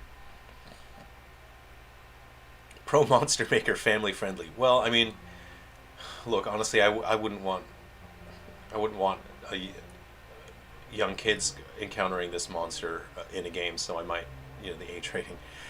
Not known animals until they discovered. Well, you discovered this. Nintendo lets me create what I believe in. Let's see if I can change that. You're a cryptid expert? Look, I'm a massive cryptid fan. I love YouTube videos about cryptids. I like having them play in the background while I'm doing work, and just if I'm doing a boring sculpt or I'm programming, I like hearing YouTube videos about cryptids. It's very fun topic. Grizzdomation, do you have a favorite cryptid? Are you serious? Do you have a favorite cryptid?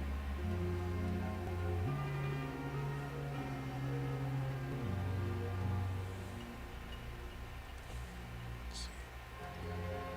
Get some mass in there like that. There we go. We'll smoothen that out later. We'll smoothen it out, don't worry. Yeah, that's looking good. That's looking real good. Okay. Right, we're gonna crease. We'll crease that.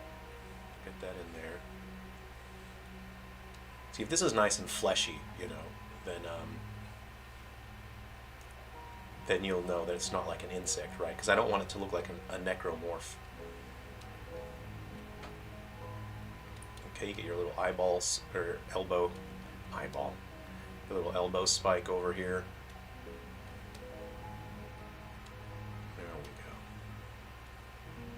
There we go.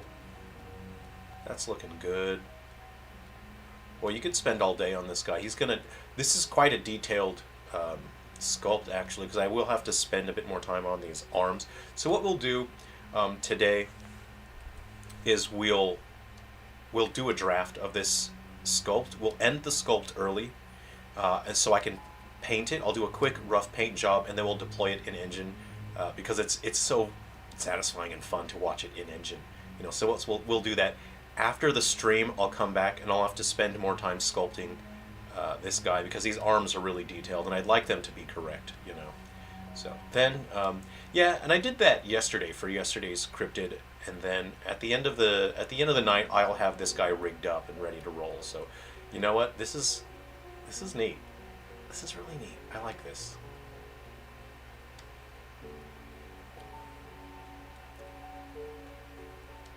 I'm gonna have to add cavities to these things as well because they need to leak. Okay. So hey, you guys, tell me about was there a Nintendo Direct recently, right? Like in the past day or so? So tell me about the things that you're excited about, because I haven't seen it. I've been working because I really want this game to be done and launched. And actually, the reason why I said I was going to have it done and launched, you know, previously before, but the reason that I'm still working on it now is because I saw the opportunity to add more content.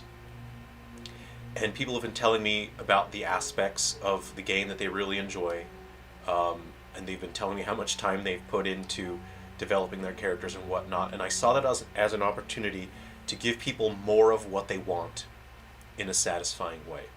So there'll be more playable cryptids, more playable humans. Right now, I said there was originally only going to be 3 new humans, 3 new cryptids. So as it stands now, there's going to be 7 new playable humans and 7 new playable cryptids. And that's, you know, entirely because people, I don't know, occasionally people just message and then they'll just say something about Guardians of Exterminators and say like, man, I'm really enjoying this. This is just so fun. And people have said, you know, I wish, you know, certain characters had more story events, so I'm writing more story events. And for the characters that you do enjoy, that you've met, you know, in other games, you'll get to enjoy their story here as well. For example, Base Boulder Field is here. We now have Wilma Wondersky is here. Let's see here.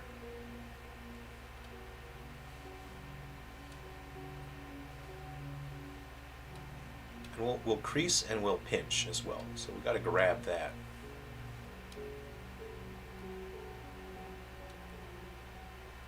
Grab it, and then we'll have to pinch it. Grab.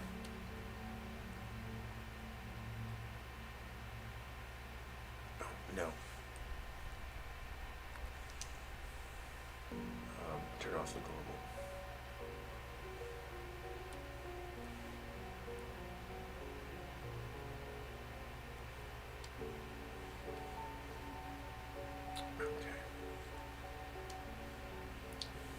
So we'll pinch. Is this what I'm thinking of? Am I thinking of this?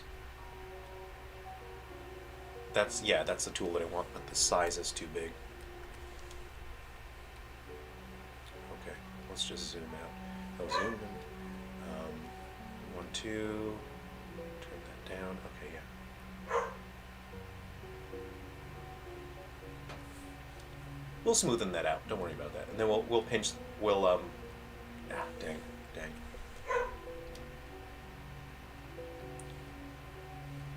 Come on, I'm trying to zoom out, man. Let me zoom out.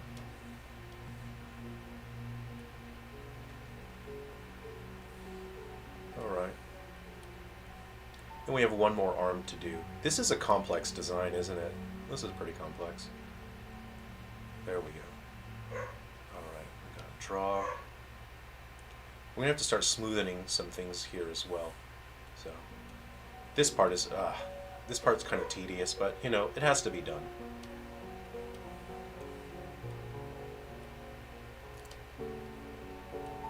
Smooth that a bit. Smooth that. Okay.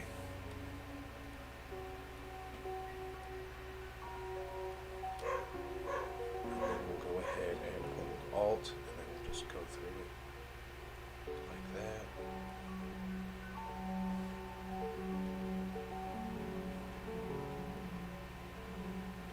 We'll go in with our crease tool again, and we want to make sure that we define that elbow.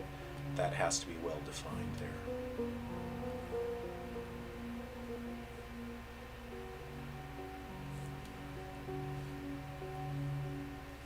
Okay, and we want to inflate this just a little bit,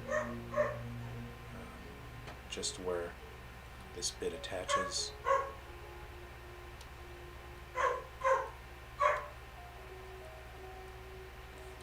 And we better smoothen that out to some degree as well.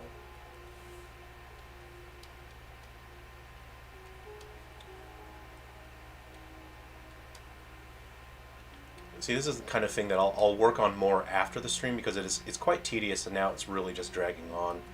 Because you could work on this part all day long.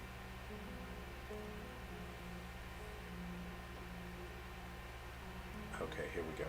So okay, I push this button twice, zoom out. Oh man, we're upside down. Okay. Ah, nice. Okay. I might shrink those knobs down at the end. I think his knobs are a little too big on the middle set. Let's just turn off the wireframe. Okay. You know what? No! That's looking nice, isn't it? What do you guys think of that? Nice. So we really just need to work on the legs and the arms a little bit more. Let's go ahead and save our progress. Okay. Yeah, your main height from the direct. Michael Newsom. How's it going? Grizdimation. Let's see. Oh, I'm going to catch up with the chat. Lunar Nights. Just wait until Jerrel makes it look cute. That seems to be my curse, as I accidentally just end up making these things adorable. Let's see, Nintendo HQ in Australia and New Zealand is in Melbourne stand. Zombie babies, fluid sex. Let's see, Siren Shibito. Siren's cool. Yeah, but see, again, they have their own unique thing, so it's identifiable. You know what is in Siren. Siren's so cool. Fantastic. Silver Falls Dick Beetle. Okay, sure. Okay. Yeah. Hey, you said it, not me. The back is really creeping me out. Hey, that's great. I'm glad I can do that for you. The Vision of Nightmares. That's great. Just let's see. Elenon, I'm out. Long day and more work tomorrow. Oh, I think we missed you. Anyway, thanks for hanging out, Elenon. Take care. We'll see you next time. Have a good day at work. Wife and I wrote 2 books about mythic creatures and cryptids. Hey, that's awesome. Send me the link. I'd like to see that. That's really cool. Favorite cryptid is the Duende and Sisimite? Sisimite. I know the Duende. I haven't heard of the second one. That's neat. Michael Newsom. Yes, I am so excited for Paper Mario Thousand Year Door HD remaster. That's really great. That's cool. See, I think someone sent me a message and told me about that. I don't know. That's really exciting. I really like the Paper Mario stuff. I think that it's really charismatic and neat. I'm going to step away from my arms a bit. I think I'm just feeling like working my arms a little too much. I think what I'll do is I'll work on the legs a little bit. And then what we'll do is we'll paint it, and then we'll deploy it in engine. There we go. So this actually came together. It didn't really take that long to put this guy together, considering how detailed he is, really. Because this is quite a detailed sculpt. And the design itself is quite elaborate as well. So hopefully I can get it to make sense, because like I said, I did want to use fur on this creature, even though he has like such a vascular look to him.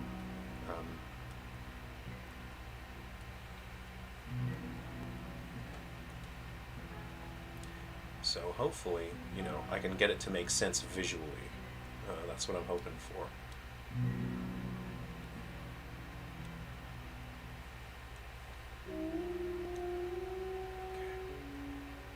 I'm just going to help build out the form of my knees here so that they make visual sense with the knees.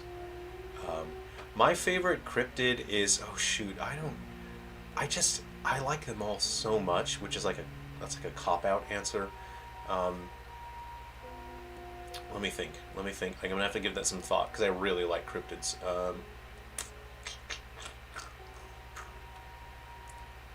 Let's see. I don't know if it's like... I don't know if it's a cop-out answer, but I really like the Wendigo. Not necessarily like the story of the Wendigo, but I just like I like the design that artists come up with for the Wendigo.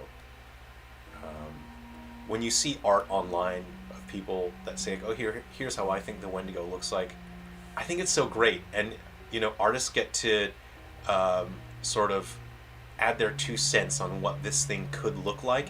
And I think that really goes in line with the storytelling of it. Is, you know, the story, you know, like everyone's story of the Wendigo is a little bit different. And then, you know, stories change over time as they pass through generations. And I think that's so in line with the Wendigo. And I think that's why I like it so much. You know, it's we get to contribute. People get to contribute and add something to it. So, yeah, I hope that's not a cop-out answer. I know it's like a super popular one. Everyone already knows about the Wendigo, but hey, I think it's cool. I think the fact that it's sort of like a community cryptid. You know what I mean? So I'd say the Wendigo is probably my favorite.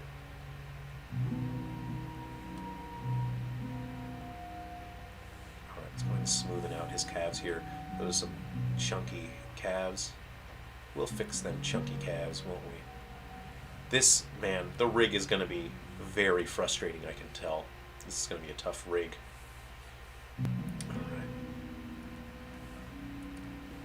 So.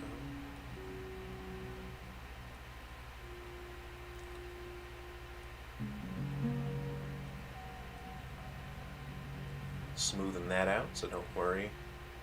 We'll make it nice and smooth.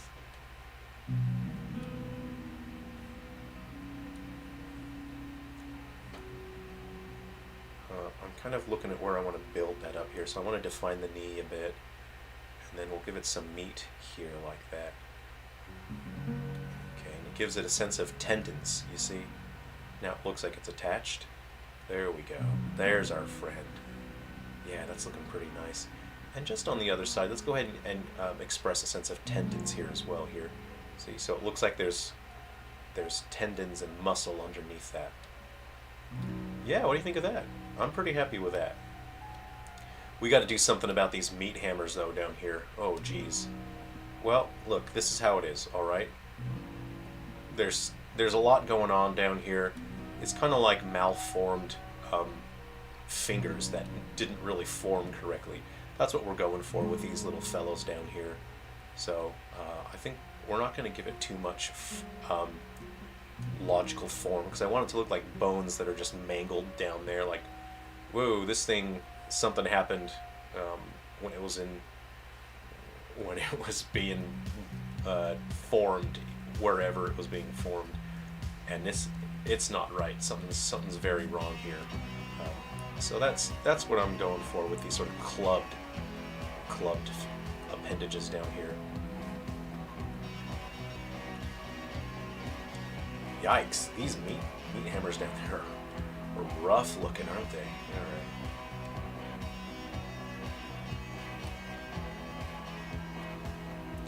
These are properly like Ninja Turtles gone wrong down here. Okay, so let's go ahead and get a bit of form down here, because, you know, as this guy animates, he could give you a little kick, you know. If he falls over, when you knock him down, you're going to see down here, you're going to see what's going on with those little meat hammers, so there has to be some definition here, and it has to contribute to the overall look of the guy, and that overall look is supposed to be upsetting to look at. It's just visually upsetting. So That's what we like to maintain. Even down here, it should be detailed and consistent with the design philosophy.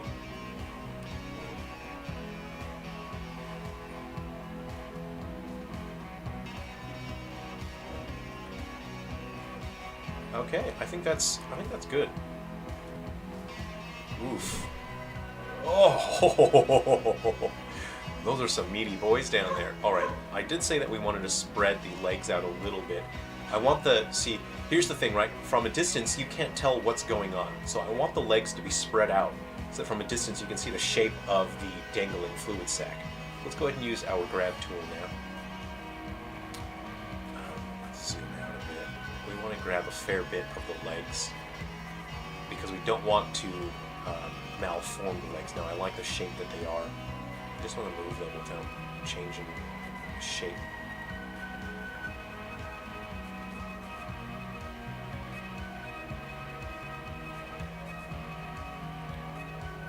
And I think that's probably about as much as we want. So you see, as it animates now, it's going to be a bit easier to see as you get closer. That sack should be easier to see. So I'm going to call it I don't want to damage the shape of these lovely legs so much. So all that's left now is my bottom set of arms.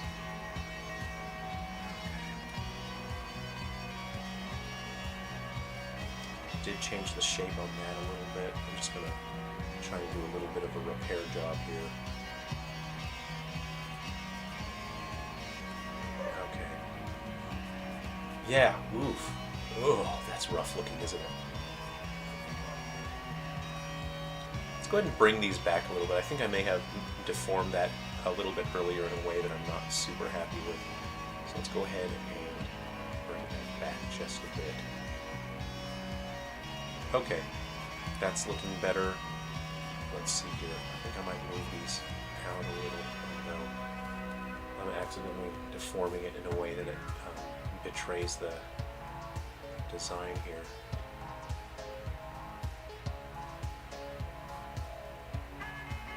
Just straighten that out a little bit. Okay, and then this little portion here, we'll just straighten that out.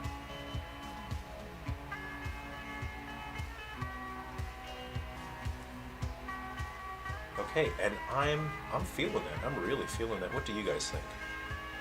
Are you happy with this friend? Is this a friend that you want to... Look, you're not just going to fight this guy. You're going to get to play as him in Guardians and Metal Exterminators. So, you know, you get to... Sorry. Every time I zoom out, it really makes me laugh. It really gets me. All right, we're going to take... We'll just chat a little bit, and then I'll get back to the arms, and I'll catch my breath. But this is... Ooh. I think we'll make it just like a little veinier up top. Hold on, before we take like a quick break here. Let me just... I can't stop myself, can I? I can't stop myself. Okay.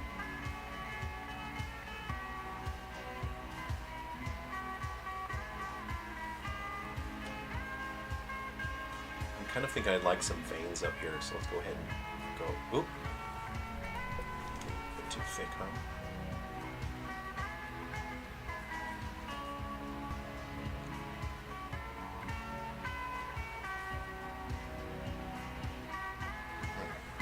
I'd really like to use my Cintiq for this. It's more precise.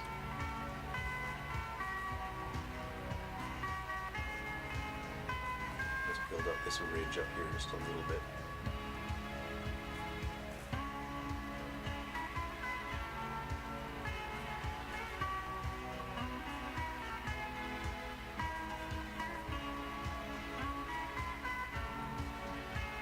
Hey, we'll smoothen that out. We'll work on that.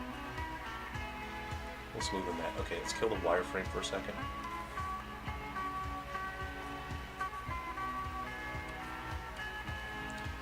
Okay, yeah, I think that's visually quite upsetting. Great, great.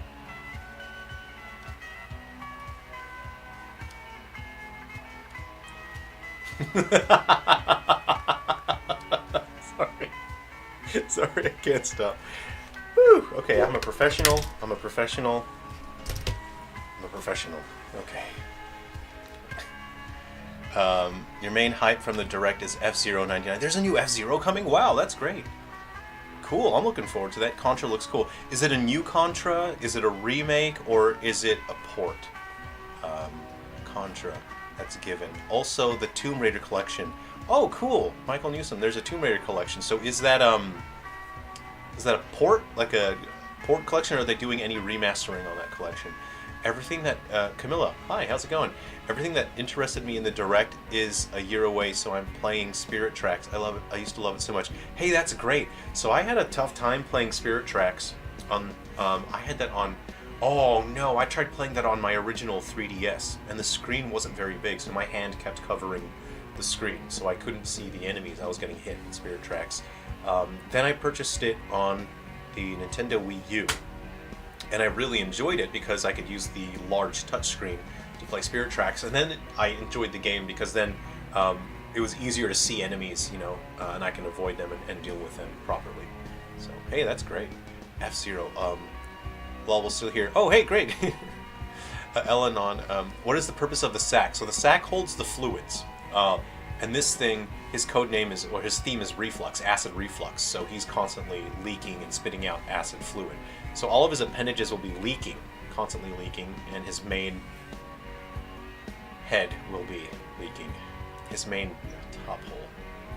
Use selective fur in areas and let others muscular and smooth. Yeah, you know, Elenon, I'm thinking that's a good idea. I'm thinking that's how we'll roll with it. I do want him quite furry, because it's going to be a signature creature from Road Past Guild, and that's you're largely outdoors in that. Sizamite or Sizamito are believed to be like Bigfoot from Belize, but with backward feet. Hey, that's fun. I'm an Ogopogo man myself. Ooh, a man of class, I see. I do like the Ogopogo. The P-Mock. What is that? What's a P-Mock? Where's that from? Tell me about that. Really love the reverse knees. Yeah, you know, I think it has that sort of, I don't know, something about a wolfman, like, we like that. We like the wolfman and the idea. So when you have those sort of knees there, it just gives it that sort of, there's sort of a charisma to it, you know? You're a sick man, JD. No, I'm a professional. This is normal. I don't know what you guys are laughing at. I don't know what you find so funny. I'm a professional. Maintain my composure. I'm a professional. Okay, I am a professional. I'm a big professional. I'm a big grown-up, making grown-up video games for grown-ups. Alright, we're gonna finish, what we'll do is we're gonna finish sculpting our arms down here. Then we'll do some painting, we'll do a quick paint job, and then we'll bring him in engine, and we'll see what he looks like. And I think that's gonna be pretty neat. We'll save our progress. Alright, let's get our wireframe back. This thing it really turned out, didn't it? I'm all about this. This design is really, what I like is that it is noticeably different. There's always a concern. I always have a concern that I'll end up designing a cryptid that just looks the same as another Silver Falls cryptid. And that will happen. Obviously it's going to happen, whether it's on purpose or on accident. Sometimes it's on purpose, you know, if creatures are sort of in a family line together. And then subconsciously, because these are all in the same game series, and they're all have a similar design philosophy, of course some are going to end up looking quite similar to each other. You know, that's a given. I better address this before it gets too bad here.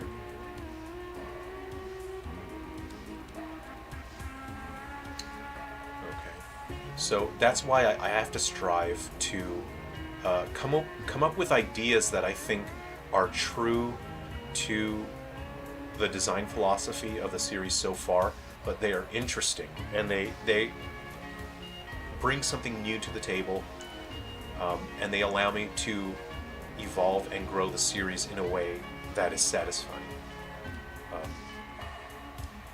And that's why it's important that I kind of work alone on this series, because then I don't have this committee saying, oh, well, you know, this trend is popular right now, so we should make a story like this, we should make characters like this, we should make monsters like this is very popular.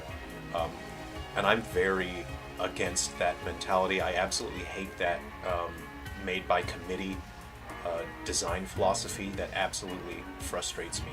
So moving forward, even, you know, I don't care if I become super successful with these games and I sell heaps of games, I'm never going to work in a situation where there's a committee or people telling me what to make and how to make it. That will never happen.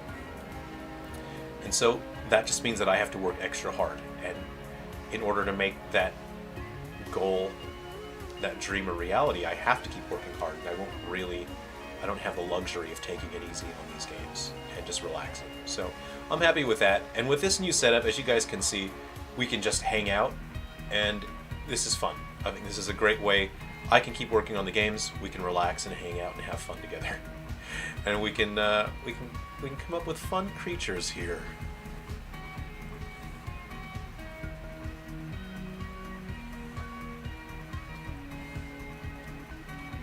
There we go. We got what we need here, folks. We've done it. Kind of important having this bottom bit here. I know that it seems like I'm paying too much attention down here, but if I don't do that, it looks like the arm isn't anatomically connected to the body, which is why I'm paying so much attention here.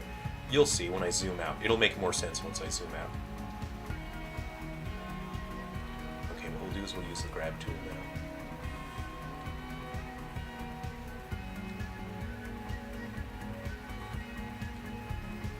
So anatomically now, this kind of makes sense a little bit here. Let's zoom out and have a look. There we go. This bug is flying right in my face, and it's super irritating, isn't it? All right, I better take my censored glasses off here. Oh, let me catch up with the chat a little bit. Looks like he would crawl towards you, and when you get up close would stand up. That would be pretty creepy, right? An enemy that starts all like that. That's a really good idea. Yeah, it'd be super creepy. Especially, you know, if you have those sort of uncanny movements, the animation, you know, really sells it. And animation, unfortunately, that's one of the aspects that I don't get to spend that much time on, and in the past is one of the aspects that I spend the least on. Because it's so time-consuming. You could spend all day animating. You could spend, you know, days on a single animation, and even then, you still keep doing like more revisions and whatnot. And with these games, like I had to get a number of enemies made,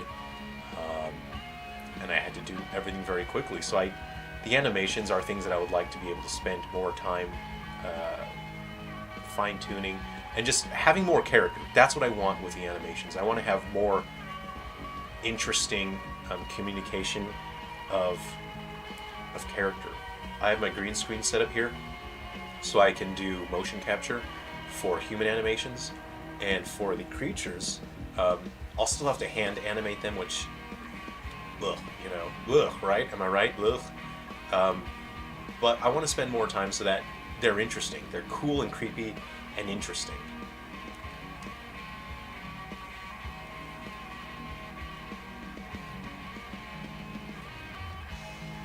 Okay, we're almost done here, guys. We're just going to get this one part of the arm done left.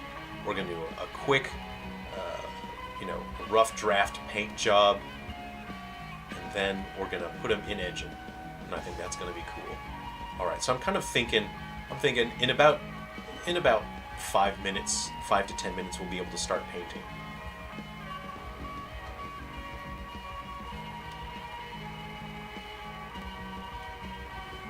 Here we go. We're going good. We're going real good here.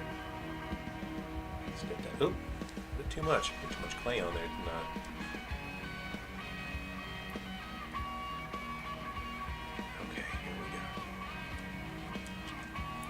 To the chat here. It's a remake of Contra 1, but has a ton of new bosses and features and such. Hey, that sounds pretty good. Alright, I'm into that. I'll play that. 2 new characters, great. New weapons, excellent. Dash function. Whoa, whoa, whoa, whoa, whoa. That's totally going to change the game if you have a dash function. Totally new game that runs over the events of Operation Garuda. Okay, cool. So it properly is a brand new game. You know, you think of the dash function, and I like to think of the difference between Mega Man and Mega Man X. Because once you have a dash, that means that your whole game is going to rely on that dash function. So that's massive. So cool. I'm glad that they're adding functions like that, because then it does mean that it is an entirely new game, which is interesting. We don't want to keep playing the same games again and again, you know. We do want something new. It's nice to revisit the past for some nostalgia, but come on, you know. The future is big and wide and exciting, and we've got to get there. We've got to get to the future. We've got to go back to the future, honestly, if you ask me.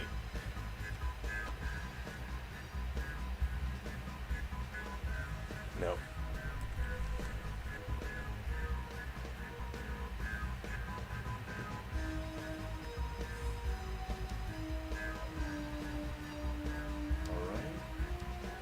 We're almost there. We're just going to finish this up, then we can start our paint job. I think the sack is too small. Guys, would you let me know? Just comment. Comment below if you think the sack is... If you think that sack is too small, just please say something and I'll do something about it. Right now I'm not convinced that there's enough fluid in that sack, because this creature is constantly leaking and constantly spewing stuff. Just let me know.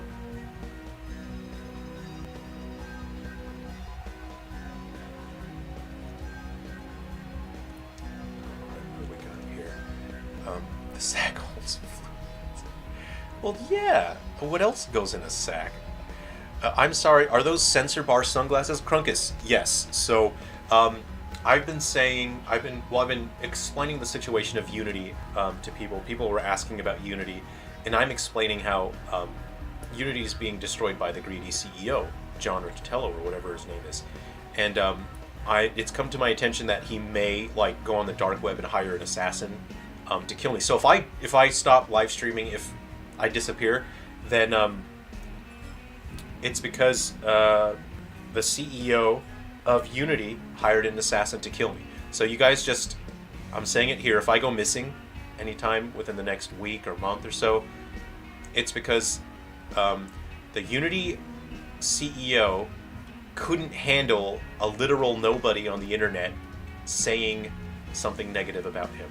Which is true, by the way, the negative things that I've said about him. How he's destroyed Unity as a brand and as a company. And he's doing it solely for greed, because he wants to buy another 4 yachts this year. Oh, whoop-de-doo. Having 5 yachts isn't enough, you need to get another one. Anyway, so yeah, I was hoping that these censored glasses would sort of be like witness protection for me, like I'm censored, so you can't tell who I am. So I'm speaking out like I'm a whistleblowing, and I'm kind of like, he can't tell who I am now because I've got censored glasses, and that's more for my safety. You know what I mean? So I'm sort of protecting myself in this situation, and that way you can't tell who I am. This is witness protection. My identity has been protected, and websites are always trying to steal your data, and Facebook's always tracking you. So I was kind of thinking if I wore these anonymous glasses, then they wouldn't be able to track my information anymore. So I'll let you know how that works out. Okay. So I may have pinched that a little too much. We'll see.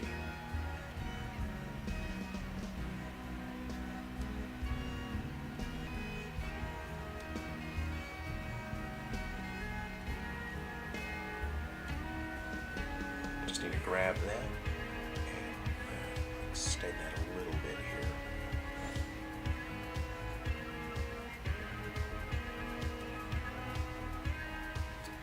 May have gone a little too far in some places. Let's go ahead and use the scale tool here. Okay.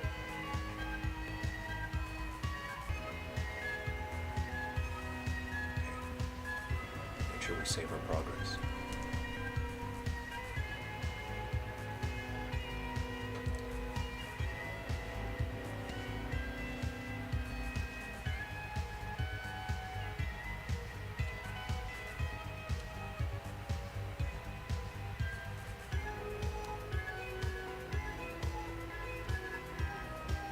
Look, I'm gonna call it. I'll work on this. I'll work on this particular thing just a little bit more later on. But I think mostly it's fine. You know, we just need to communicate the shape and form, and I think people get it. I think people get that. Okay. Now, lastly, okay, I'll do the same thing here. We're gonna wrap up the sculpt here very quickly. We'll start painting it, and then we can deploy it in Engine. We can see what this fun fella is gonna look like. I'm pretty excited, guys. This has been a very fun sculpt. Just hanging out and chatting. And working on this guy's been a huge amount of fun. Oof, yeah, okay, here we go. Let me just quickly get this done now. I was speedrunning the guy yesterday. I was trying to get it done, you know, because I have a fair amount of work to do. I'm still working on the UI as well. And that's not fun. That's not a fun part of game development, but it must be done.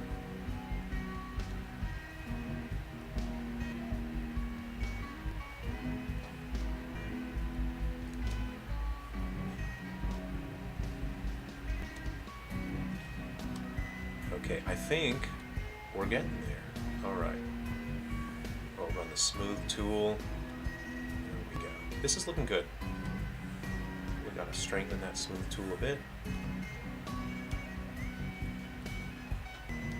Okay. That's looking like a surfboard. Come on. Let's just strengthen the tool again. We'll really smoothen that out. There we go.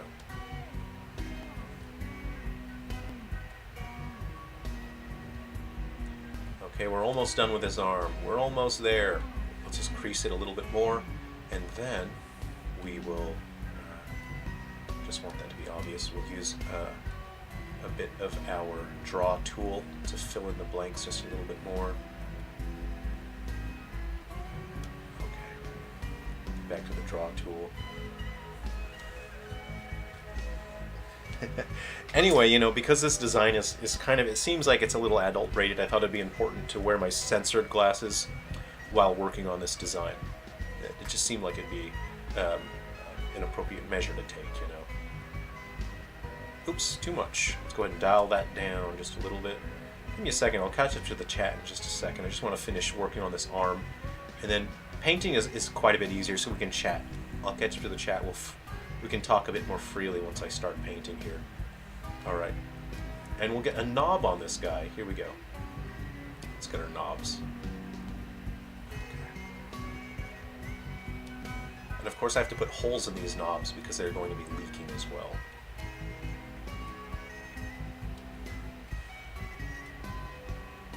Okay. We're almost there. We've almost done it. Great. This is great. That knob is kind of like a weird shape, so what I'll do is I'll grab it, and then we'll use the smoothing tool as well. So we'll smoothen out our knobs a little bit. Okay guys, in a second we are going to start painting. So let me smoothen out. The knobs are a little bumpy, so I'll just smoothen them out, and then we'll paint. I just want my knob to look good here. Something like that is what I'm thinking, right? Okay. Now then, okay, hold on. But it has to have a leaking hole. So these knobs leak. So we will go to the draw tool. We'll go to brush size, get a smaller brush here like that, and hold Alt, and we'll just see how far we can go in with that.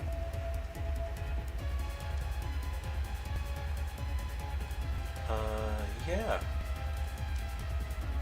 It seems good. We'll have to paint black all the way in there, but I think that's good. That's really high polycount though. Okay. Okay, let's get our next knob. Get a leaking hole into this knob. I should smoothen him first. I gotta get the shape right first, so let's go ahead and smoothen it a little bit. And then we'll fix the shape too, because the shape of the knob is a little bit wrong here. Okay. We'll draw the knob. We gotta get like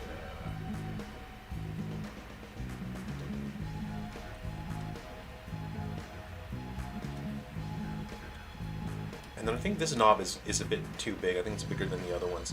So, a little bit too big, much bigger than the other ones. So what I'll do now, I think the shape is okay now. What I'll do is I'll use the scale tool, and I'll just sort of... something like that, I think. This arm is too beefy, is what I'm seeing here. So let's go ahead and reduce the beefiness of that arm. That seems better. That's much better. Okay, now I will use the draw tool. Again, we just want to get a leaking hole in there.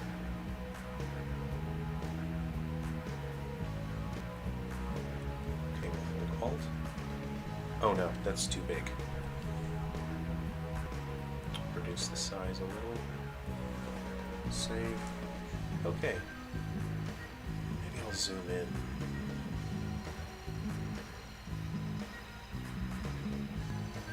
Okay, brush size. Oops. I gotta hold Alt.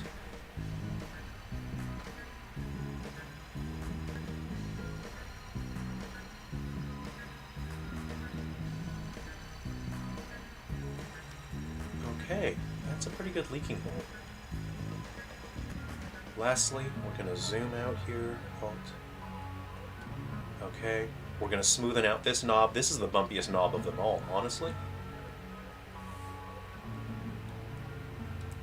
Okay. Here we go. Smoothing that out.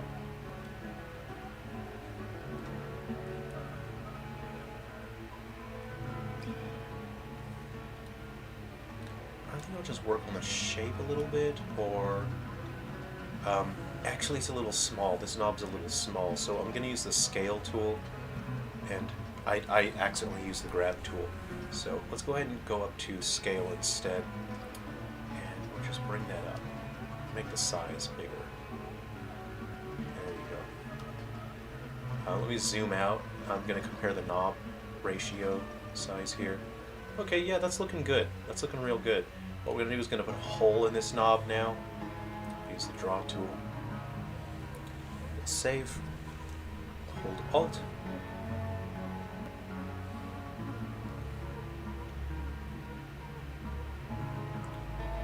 Try to find the right zooming level here. This is probably fine. Okay. That's too big. Much too big.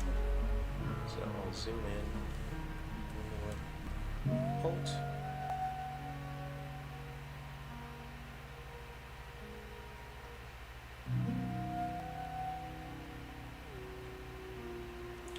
Okay. And lastly, we're going to have to put a leaking hole. Oh boy. Oh boy. Okay, guys.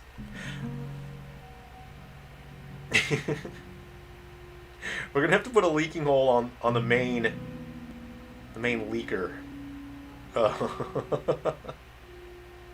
So, I'm a professional. I'm a professional.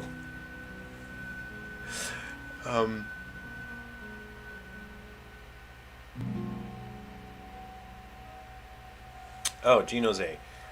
Point to point. Richitiello, the president of Unity, and their brand director all sold off massive amounts of shares in the company before this announcement. Hey! That's on brand, isn't it? We all know. We all know. Guys. Okay. We're gonna have to. This is...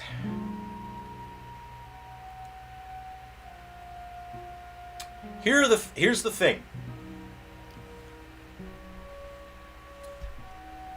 An uncultured man would put a hole in there. Right? An uncultured man would just stick a hole in there. Here's what I'm gonna do.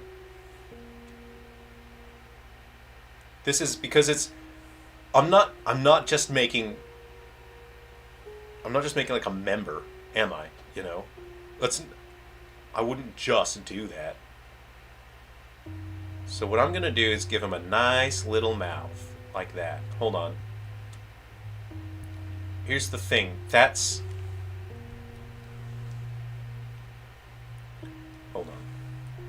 See, that's not where it would be, right? Hold on.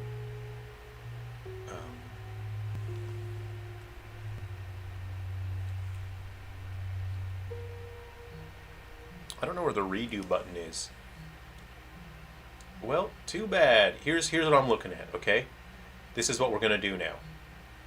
We're changing tack. Actually, I'll save this just in case I don't like this design. Reflux S2. Here's what we're going to do. We're doing this. You'll see. You'll all see. It's still too low. That's too low still. I wanted it about here. Is what I'm thinking.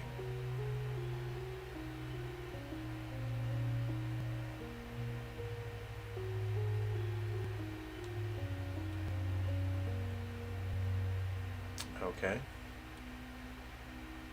That's still too low. I gotta be really precise with what I'm doing with this design here.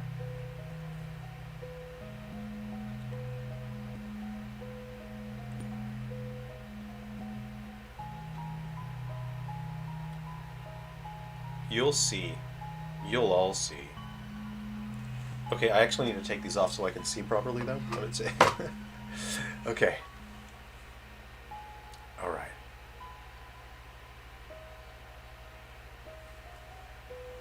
Ooh, I just reached over for a second control dial. That'd be pretty nice if I had another control wheel.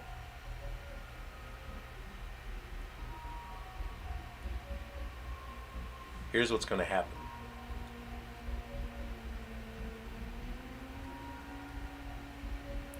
This guy's going to have a little mouth, and he's going to have teeth in there. He's going to have...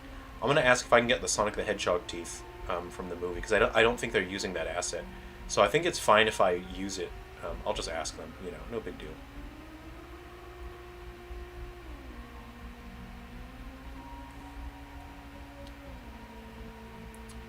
Okay.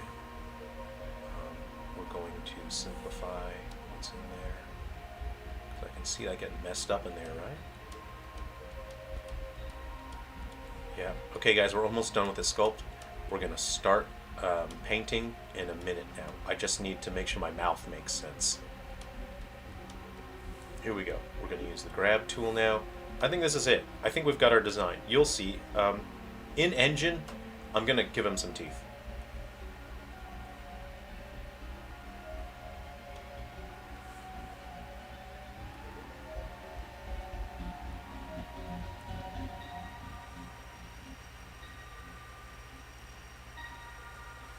So that's probably back far enough. He's going to have human teeth in here.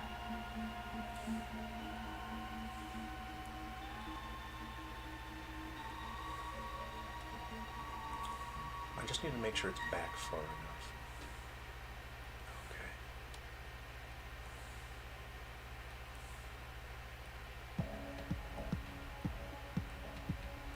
I need to paint it black.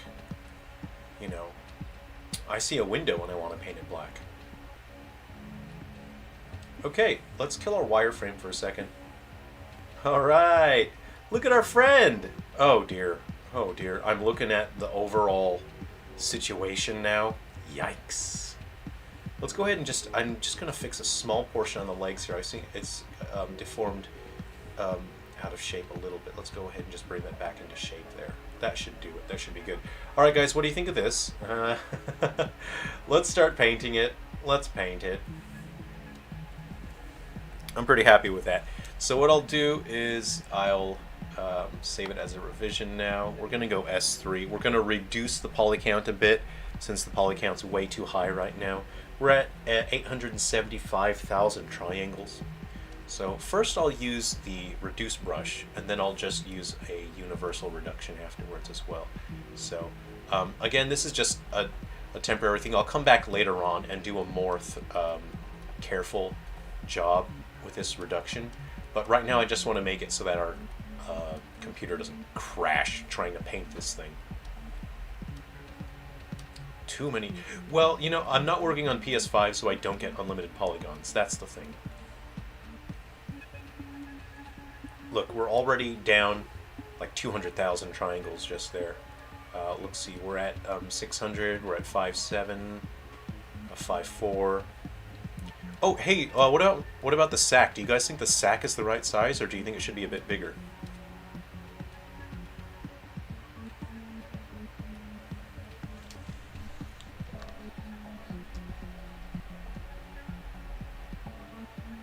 My sack is too small.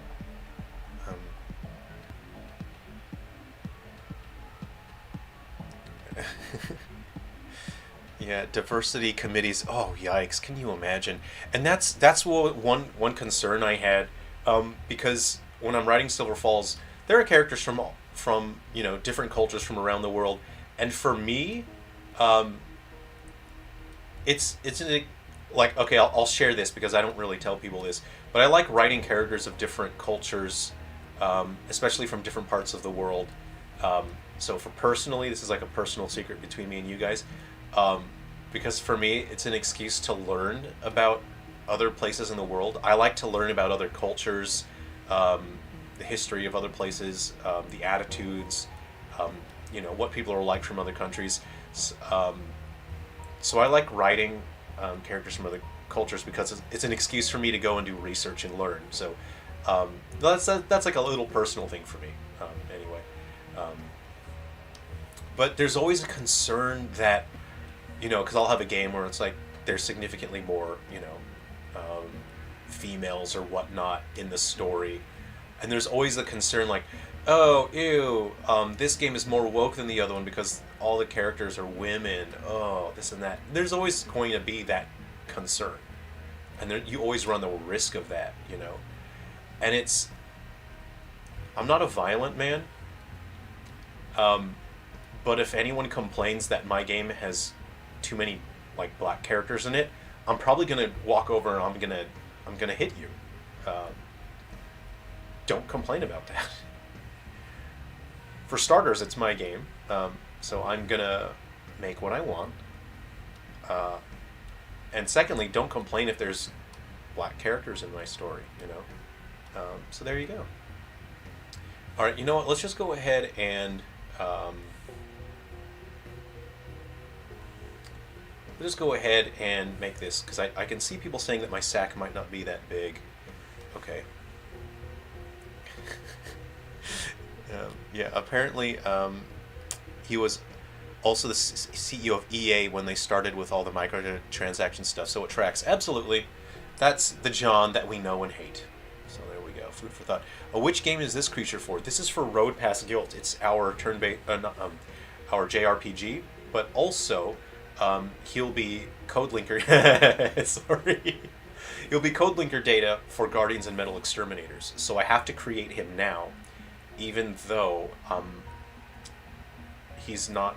Even though I don't have Road Past Guilt in full-time development right now, it's just like partial side development for Road Past Guilt. I have to make this guy now, so I can add him to Road Past Guilt via code linker, or to Guardians and Metal Exterminators via code linker data. Okay, and what I will do is I'll make this part a bit more fleshy. So we're gonna like that. Yeah, there we go. That's it. Now you got it. Okay.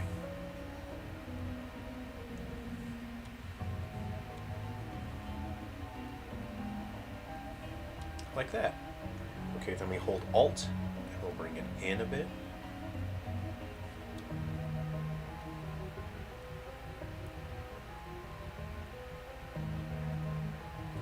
Use the grab tool, and then we'll have to reduce the detail on our sack. Our sack is just getting a little too detailed now.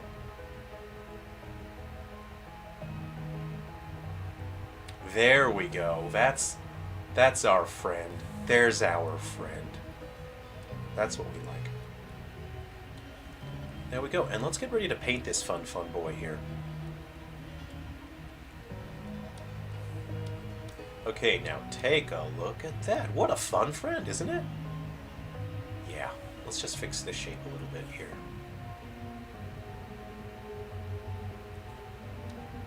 There's our friend. What do you guys think of that? We're going to turn off the wireframe. I think we're around 200 or so, 200,000. All right, let's get ready to paint our fun friend. Great. We've done it, everyone. We've done it. This is our new Silver Falls scripted.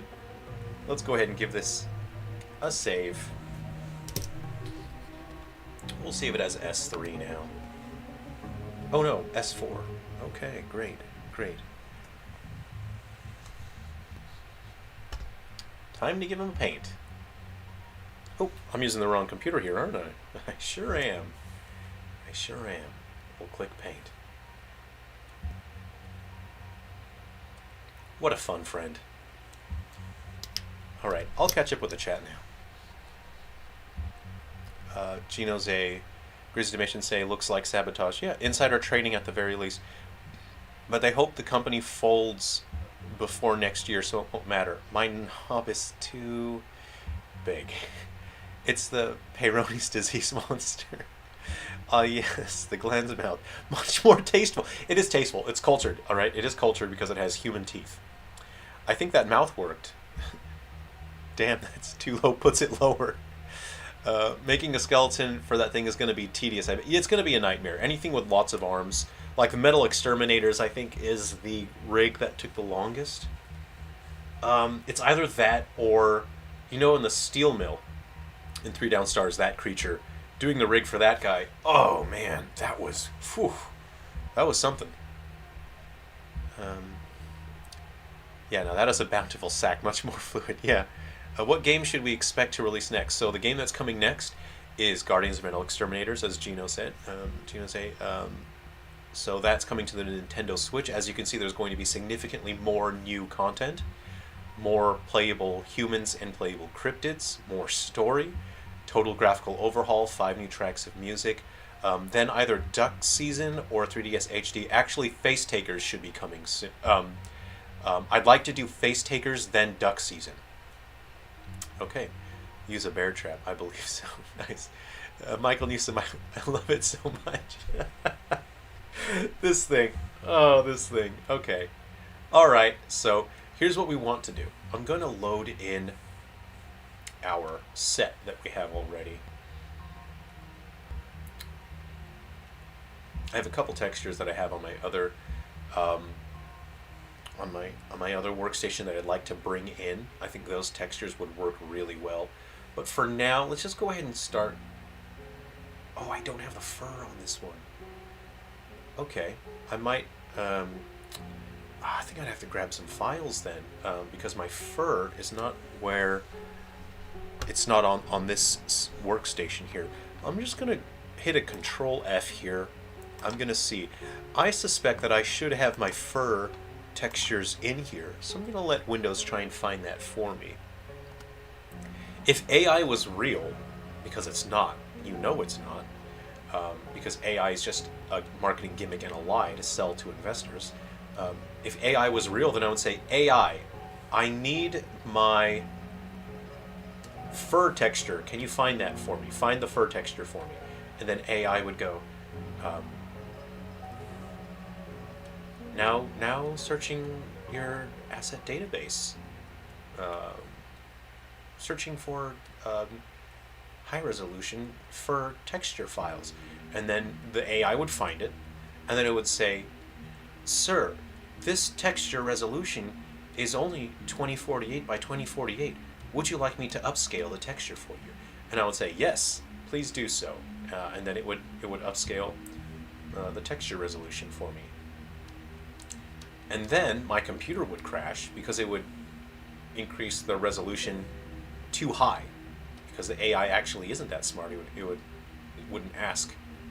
It would just think that it needs to make the resolution as high as possible. So it ends up making it like 5 million by 5 million, and then my computer crashes. And that's how AI works. Right, you know what? We got to get rid of that wireframe. That's what we need. Hey, there's our boy. There's our friend. Okay, so I think I have the fur. I think my computer AI has located the fur texture for me. So we're getting this base layer down. Oh boy. Oh no. Oh no. Oh no, what have I done? In 10, 20 years, we'll all trust AI. Well, we'll have it. I think we will have it. What we have now isn't AI. But I kind of like the Ender's Game AI, you know? Jane. When I got my first mobile phone, it was an LG flip phone, something or other. And it had like a voice that talked back, like it would say call from, you know, so and so, and you could sort of like choose to do something, and then the AI would sort of talk to you. I don't know if it worked with MapQuest. I called it Jane. I named it after Ender's Game kind of thing.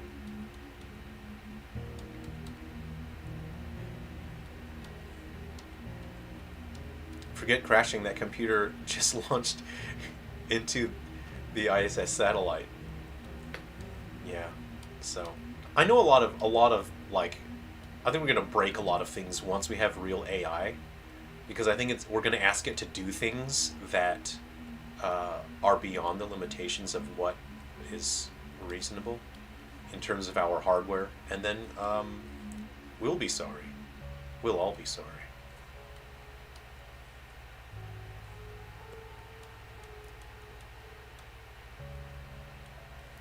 It's 2023. There was a feature-length movie. Have we done a feature-length movie made using AI? Okay, so I just need to make sure that I cover all these spots here. I just need a base coat here. Then we'll get a mid-engine.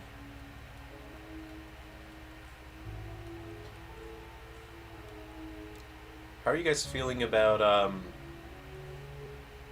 Is anyone out there playing the new Pokemon update? Anyone at all? I'm working on an analysis video because there are significant changes and updates, improvements to Pokemon Scarlet and Violet. They've made some trade-offs for graphics that improve performance. They've significantly improved other areas of the visuals that I think look fantastic. So, yeah, I'm not going to get to play it. I'm playing it for the purpose of doing an analysis video because I think it's interesting. But I'm not actually going to get to play the Pokemon update. I might bring it around to a friend's house because I got a friend and he said he wanted to play the new Pokemon DLC together. So I'll do that. I haven't even beaten the game. I haven't done the Elite Four or whatever's in Scarlet and Violet. And I really like Scarlet and Violet. I think they're great. I really enjoy them. I really like the vision behind the games. Okay, so I think I'm going to load in the fur file here. Let's go ahead and save. Let me open this. I think this is what I'm looking for. And I need a brush. I need to find a brush that is actually the fur. Look, this isn't exactly what I want, but it's gonna have to do here. So we'll go ahead and open this now. Material design, monster skin.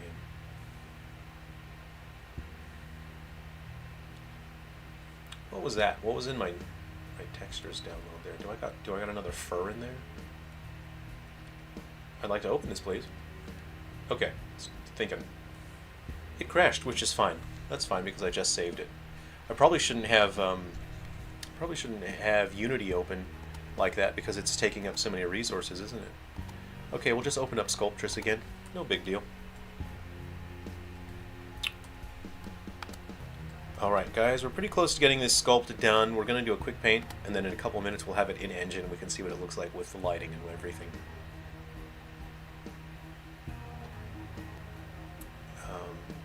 Was there an update alongside that Part 1 DLC, Crunkus?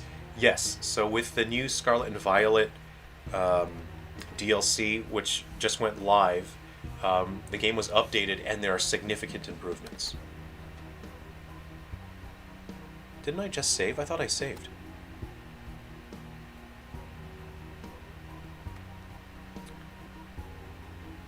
Okay, let me open my file here. Face Takers. Because I put him in Face Takers, didn't I?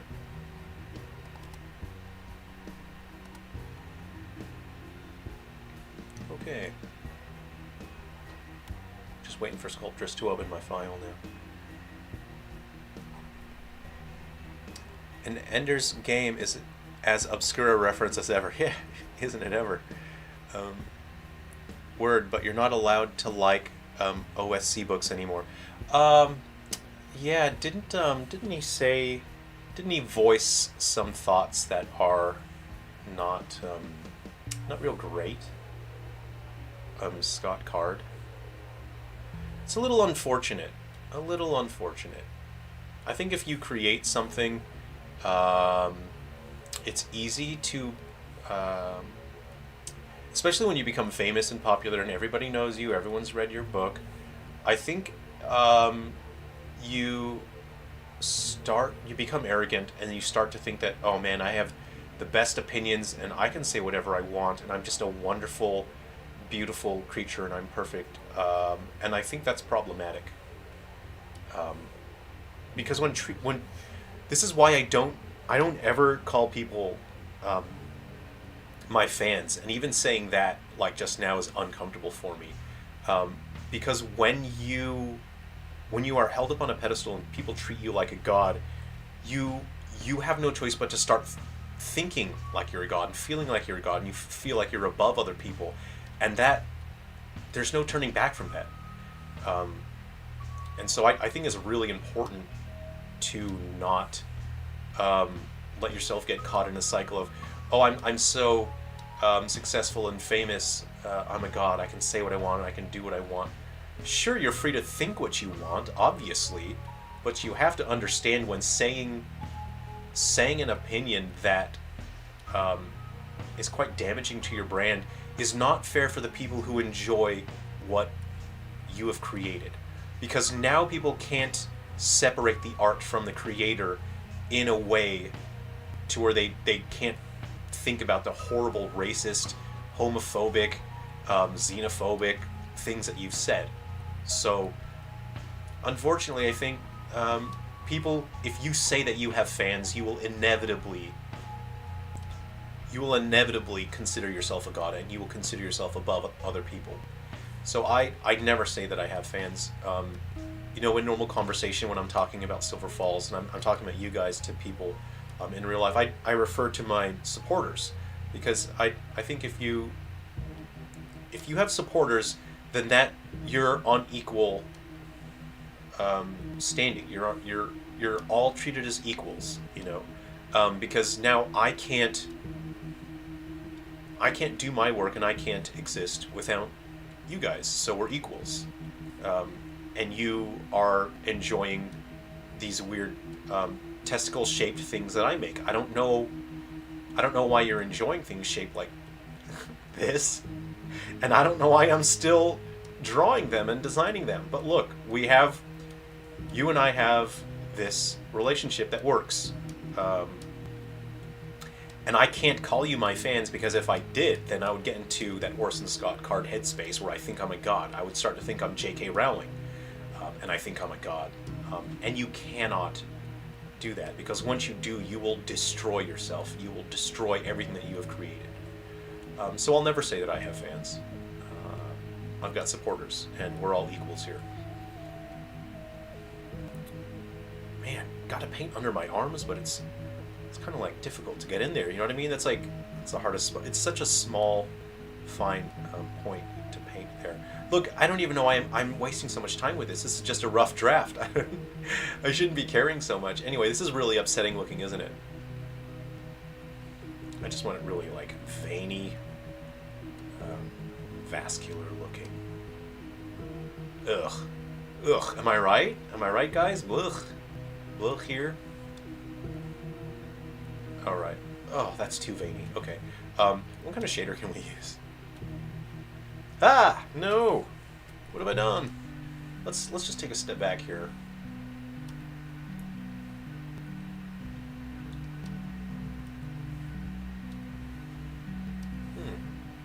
What about that? What about this? What about this? I'm kind of thinking maybe the default one is okay, huh? Oh, that's kind of neat looking, huh? Anyway, let's go back to the default, I think. Ew. Ew, ew, ew. Ew, ew, ew, ew. So what I actually am going to do, this is just rough draft, right? This is an early draft. We're going to deploy it into the engine. What I'm actually going to do for the final draft is I need to create a custom brush that has a hair texture to it. You can see how my brush is this round shape, but I want to draw the fur properly. And that's what I used when I was making that sort of desert dog enemy for episode Prelude. Yuck, guys. Just, oh boy. Just look at that.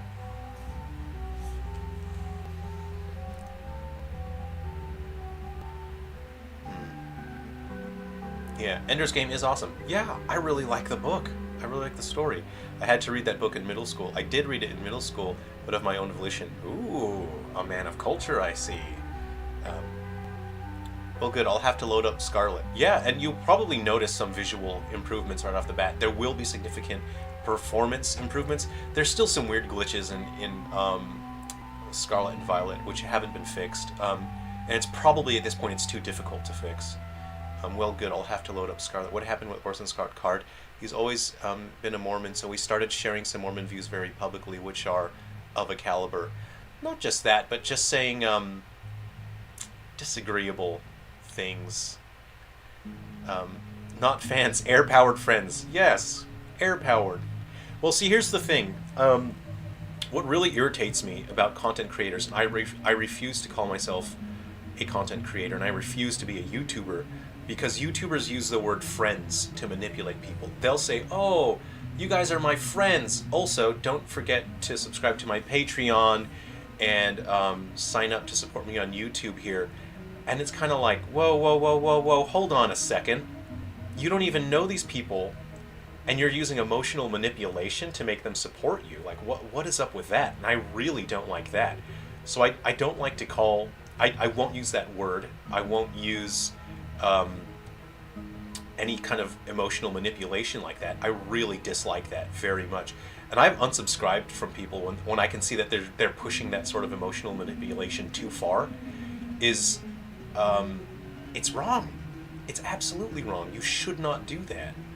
But I'm old-fashioned, and I want to conduct my business the way that I think is appropriate.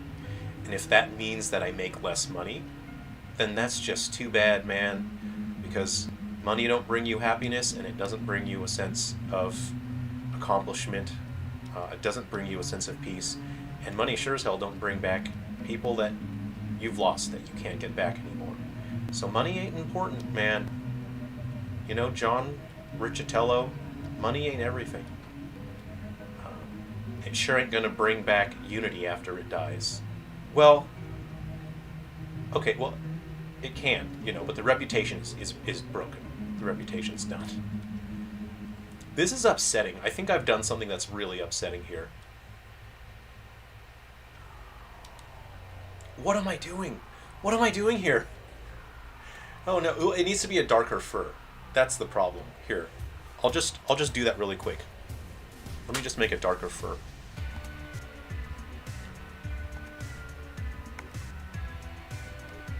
Okay.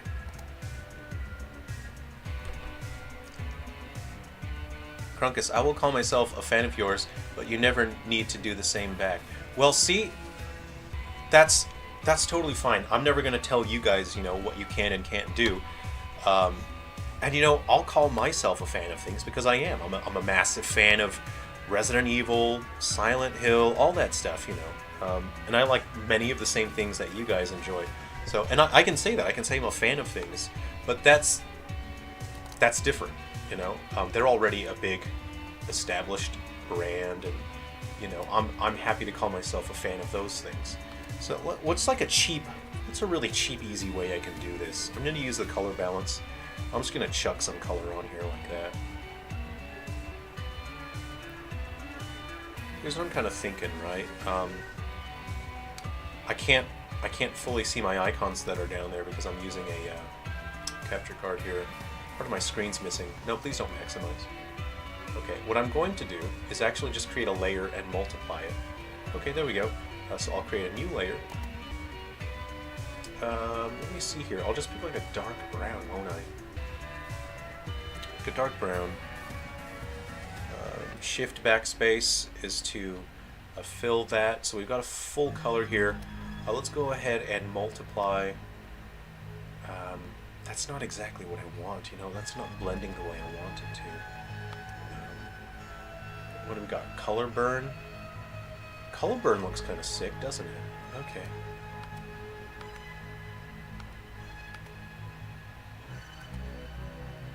And we're going to reduce the saturation on that. So there's fully desaturated, slight saturation on that.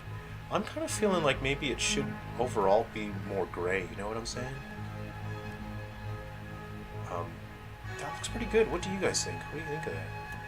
Hold on. Control-Shift-E merges the layers. Control-U is now the overall saturation. I'm kind of thinking that. We'll go Control-L. I'm going to adjust my layers here. Make that a bit darker. I'll bring down the highs a little bit. I'm kind of thinking that's it. What do you guys think of that? I'm thinking that's it. I'm going to save that.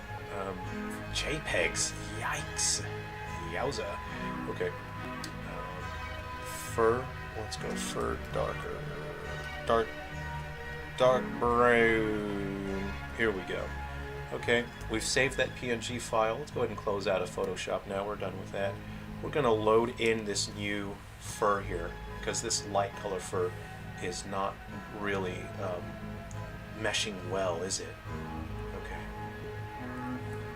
You know what's weird is like I've kind of gotten used to the lag on the stylus here. So I'm using the tablet, I'm using a stylus to do all this work, but there's significant lag because of I'm actually looking at the footage through a capture card for OBS, so I'm running my work machine into my live stream machine, and there's a bit of a lag, and I've actually gotten used to it over the course of the live stream, which is weird because I feel like it's sort of like a, you know how in Bleach when Aizen is fighting Shinji Hiroko, and Shinji's like, oh, my Shikai lets me reverse people's senses, like up is down and down is up. And he's like, Shinji's saying, oh, I've got the advantage. No one can ever get used to fighting like this. And then Aizen just goes, oh no, I've already gotten used to fighting like this. And then he just beats him like, okay, Aizen, come on, dude, come on. But I feel like that. I feel like I'm having an Aizen moment. Like, no one should ever be able to get used to this kind of input lag. But then, you know, I'm kind of like, oh, well, I've gotten used to it. Someone should do an AI edit of Bleach and then just give these sunglasses to Aizen, because every single scene Aizen is in, he just does this. He's like, oh, well, you know, we know everything about your Bankai, so we can beat you. And then Aizen goes like, I never even showed you my real Bankai, or whatever, you know. A little bit like that. And it's like, oh, we finally got the drop on Aizen, and you know, we finally, you know, we got him, we stabbed him with the sword. And then Aizen goes, but did you really though? Did you really stab me with the sword? It's like that. And after a while, like, I like Bleach, but after a while that got pretty old. It was kind of like, come on, dude. It's a little bit playground logic where Aizen's like, oh, well, my power is that my power's stronger than yours. You know, my power is, I have all the same powers as you, except it's twice as strong. That's kind of like what the storytelling is in Bleach, and it's kind of like, just get to the cool swinging swords already, please. Hey, you know, I'm kind of feeling it. What do you guys think of that? Do you guys think he should have fur? Here's what I'm thinking, like, sort of on the outside of his arms. Do you think he should have that there, or what? Let me catch up to the chat here.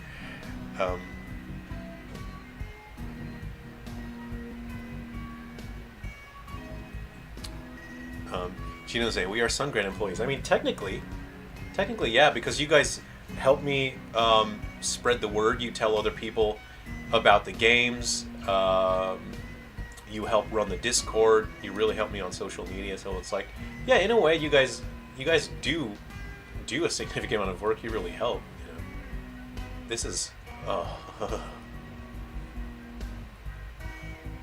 I don't know if I like the fur there. We're gonna look at it in engine and we're gonna see what we think about it, because it's just a rough draft. Remember, we're just giving it a quick run through. Krunkus, you're the unpaid intern that gets coffee. You know what? You shouldn't belittle that role, because that's extremely important. Many people can't even function in the morning without coffee. Like, I'm really coffee when I haven't had my clumsy, you know? It's one of my favorite sketches from College Humor. I'm a big College Humor fan. What do you guys think of that? What are we thinking here? Oh dear. Oh man, this is certainly something during which decisions were made, I'll tell you that.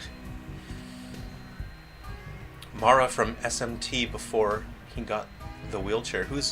Is that a Shin Megami Tensei? Is that what you mean? Rencillion. Also, don't forget to subscribe to Jerrel's Patreon and up his YouTube engagement.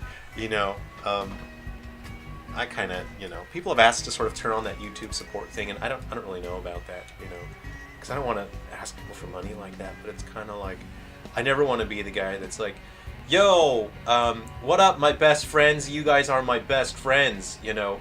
Oh, and friends would support each other on Patreon, so don't forget to go to Patreon, and, you know, if you want to keep being my friend, you better buy some of my merch. You better buy my t-shirt that I spent 3 minutes making.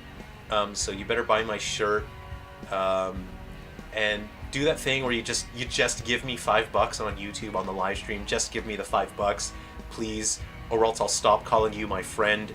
I'm a YouTuber. I'm a big deal. I talk very loudly in the grocery store where I'm live streaming. That sort of thing. Like, oh man, I couldn't. Hey, let's get this guy into the engine. All right, let's go ahead and spit him out here. Great, let's do that. We're going to spit out the object file. I can't show you guys this part. I got to hide that. I'm going to have to hide this, otherwise you're going to see... you're going to see a lot of spoilers here. Okay. I'll just put it in the face takers here. I'll put a face takers folder, even though we shouldn't even be in there. I don't know why. Graphics, models. Let's see here. What's his called? Oh yeah, I'll call him Reflux just as a test. And it would be so disingenuous if I called you guys my friends. And it sounds mean. Like, I'm not trying to be mean, because you're not my friends. Like, that sounds mean, right? But friends are people where I go to their house. We spend time in person. We know each other in person. That's friends. That's the word that I use for friends. And you guys are like online friends, and that's different. And I'm more than happy to chat with you guys. You know, I hear more from you than I do from family. You know, it's kind of like workmates. You know, when you have work friends, they're not necessarily your friends, but they're still friends. You know, they're work friends. No, well, okay, you guys are work friends then. I'm gonna call you guys work friends, because that's what you are. You're basically work friends. Yeah. Reflux, and that's what it is. You know, so your online friends, your work friends. You know, but real life friends are different. You know, and it would be disingenuous if I started calling you that. I think it'd be really disrespectful. So, there we are. Alright, let me go ahead and let me copy and pasta some of these files, why don't I, into the game engine. Here we go, guys. We're putting them in the game engine now. Graphics, models. Okay, we got our this guy and our this guy. Here we go. So I'll close Sculptress because I have some concerns that maybe it's just eating up RAM in the background, you know. Okay, so we're going to copy and pasta. Let's go ahead. We're going to click on this little friend from yesterday. What a fun friend. And I'll just create a folder next to him. I'm just off screen a little bit. I'm still here. I haven't left you. Just working off screen a little bit. And this guy. Copy and pasta. Alright, let's let Unity bring that right on in.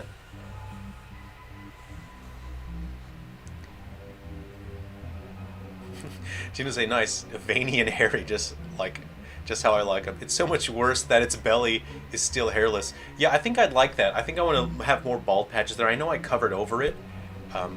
That's a cool fur texture. That red and black was pretty nice. Right, yeah, I'll keep working on it. I'll go back and refine it a little bit. I like that. It looks all modeled.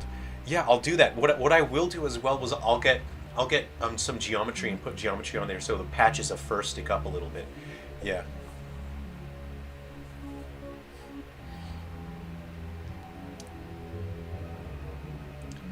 Okay. I don't remember anything about Bleach besides the last 90 chapters being written into a corner over and over again. Yeah, unfortunately, that's really what happened. And it's so unfortunate. I'm a massive Bleach fan, and I will say that there are so many things about it that are really awful in terms of writing and character and story, and yet for some reason, I still really like Bleach. I think Bleach is the worst written anime. Um, it has the absolute worst characters. It has the worst consistency, um, and I like it. I like it a lot because it's so cool. So it comes to show you that something really can be the worst, but if it's really cool, what does it matter? You know. Um, all right, we gotta move we gotta move some things here because we're running out of space. So let's go ahead and move this guy out of the way. We're running out of space here. Whoa! Look at him next to the humans. Man, he is. That's a friend that you can have. That is certainly a friend. All right, let's go ahead. We're going to create a normal map for him. I'm creating a material here. We're going to give him a material. We're going to put the albedo map on him. Then we're going to very quickly just make a draft normal and specular map. So we'll put the albedo map on there, which defines the color. Hey, what a fun friend. Guys, look at this. Look at this fun journey that we all went on together. We started today with nothing. We started with a ball of clay, and now we have a new friend. I'm kind of looking at this. This guy really blends in with Silver Falls, right? Like he's certainly a Silver Falls creature, isn't he? Whether or not it's because he looks like, oh, I said I was going to give him teeth. I didn't lie. I'm going to go get the teeth now. Let me find where I put the teeth. Okay, I know where I put the teeth. If you just give me a second, I need to open up my... I'll open up... I gotta open up a project and get the human teeth out. So please give me a moment, and I'll find that. I want more Bleach games. Crunkus, I'm with you. Crunkus right here. I think I've played almost every single Bleach game. I think they're great. Bleach has a charisma that I think no other manga or anime or IP has, and you can't fight against that charisma, I think. Also, Chad is the best ever. I'm so bummed out that Chad didn't get to do anything in the story. They seemed like they were building him up for something, and in terms of writing, he was just abandoned, which is a major bummer. I really like Chad. I really like Bleach characters. That's the thing. I think Bleach characters are fantastic. I love the powers. I love the designs. And they're all wasted. Every single character in Bleach, I think, is utterly wasted. It's such a bummer. And there's nothing else like it. Like, okay, you know you have the whole Goku, going Super Saiyan. Okay, yeah. We all know that. It's cool. It's a moment in anime that is really special. But, Goku doesn't go Super Saiyan and then he transforms, That doesn't happen. Whereas with Bankai in Bleach, there's a real viscerality to it because characters, they have to say something to unlock their Shikai to begin with. And then they have a moment where they scream Bankai, and these voice actors do such a great job. It feels like, they're sort of like tearing their throats, shouting Bankai. It lends this viscerality to the fights that's so fantastic because you think, oh great, my character's finally doing his thing. I think that's really special about Bleach. Can you imagine, like if Goku had to shout Super Saiyan 3, and then he goes, oh, Super Saiyan Red, and I think it would be a little tacky. So it's like, see, it doesn't work that way. But for Bleach, it works.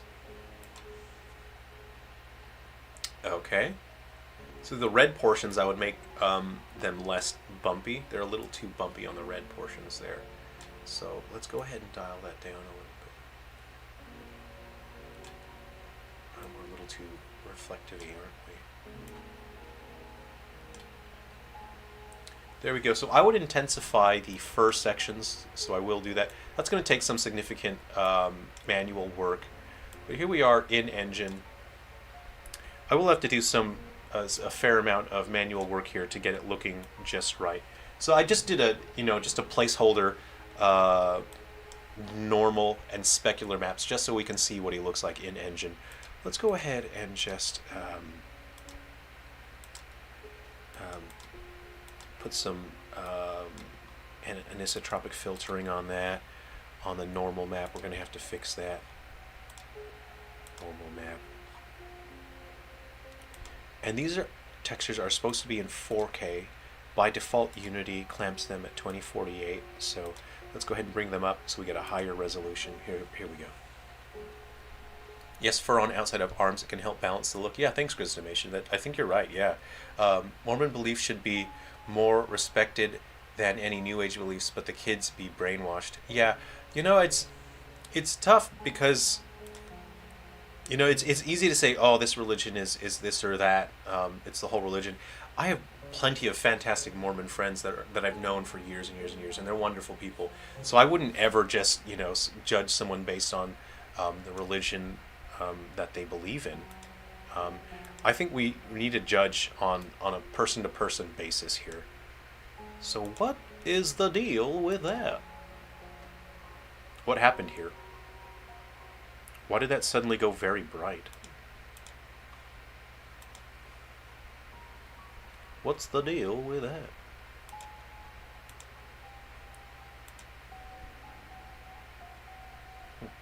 Okay, so what do you guys think of this?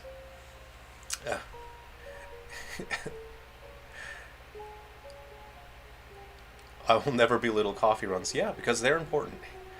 He can believe he has magic underwater, and the kids believe they can change their genders. That's a slippery slope, that topic. I'm just a guy that I just make video games. That's what I do here. Oh, do you like my my bird glasses? He should be called the Throngler. Fine, you're not my parasocial friend either, Jerrel. Sorry. Sorry? That whole parasocial thing is sad. I've seen videos that sort of explain like parasocial relationships, and I think YouTubers understand that they're abusing that to take advantage of people to get money, and I don't want to do that. Michael Newsom, I had to switch to an adult website when my wife walked in because it was easier to explain. Sorry, Michael. No, it's a monster. I don't know why you would think it's anything other than a monster. I mean, look at it. Hey, let's put him by the fire. Yeah. Whoa, cool. You know what? I'll bring the scene view over as well. I can't run it because the game isn't designed to run just from the scene. The Silver Falls games can't run on the spot in the editor. They have to run through the boot up process. They have to prepare the game itself. Whoa! Rock on! Okay, I'm gonna drag this over. I'm so amped right now. I'm really excited. Have a look at this. That's really something, isn't it?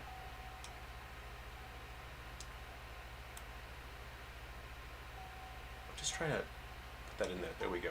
Have a look at that. How cool does that look? Wow. That's really something, isn't it? I'm going to bring that over so I can sort of move this guy around. You can see him in motion. Oh, you know what we should try to do? Let's see if Mixamo can auto-rig this guy. We'll see what happens. Let's do that. I will laugh. Okay. Look at that. Oh, look at how he catches the light. That's really something, isn't it? So I think I will add mesh geometry for the fur, so I can have fur coming off of the body there. It's going to take a fair amount of manual work, of course, to get it working fully, but we haven't put his teeth in yet. So what we will do is bring the teeth in. So let me just grab that from the other project now. So I'll bring this scene back. I'll grab the teeth, and what we'll do is we'll use Mixamo, and we'll let Mixamo auto-rig it just to see what happens. I don't know if it's going to turn out any good or not. I suspect it's going to struggle a little.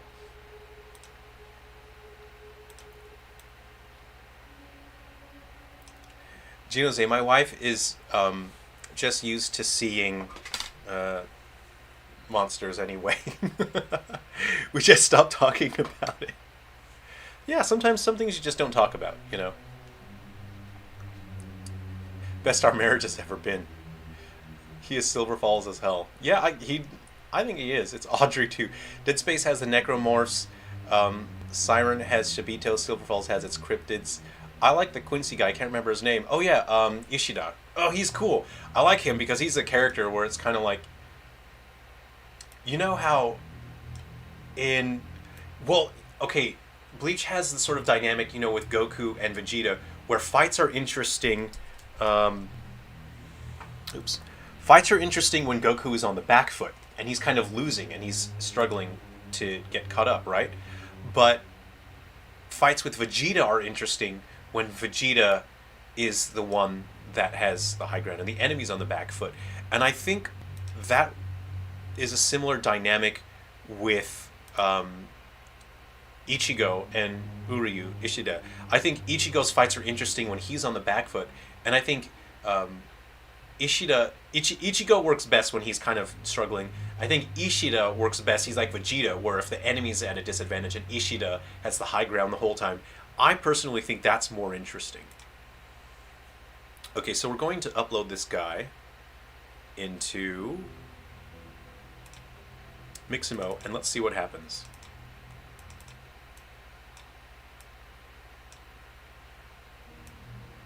Alright, Mixamo, what do you got?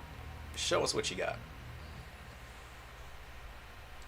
Anything involving any of the Quincy's was a waste because he could never figure out what the hell they did.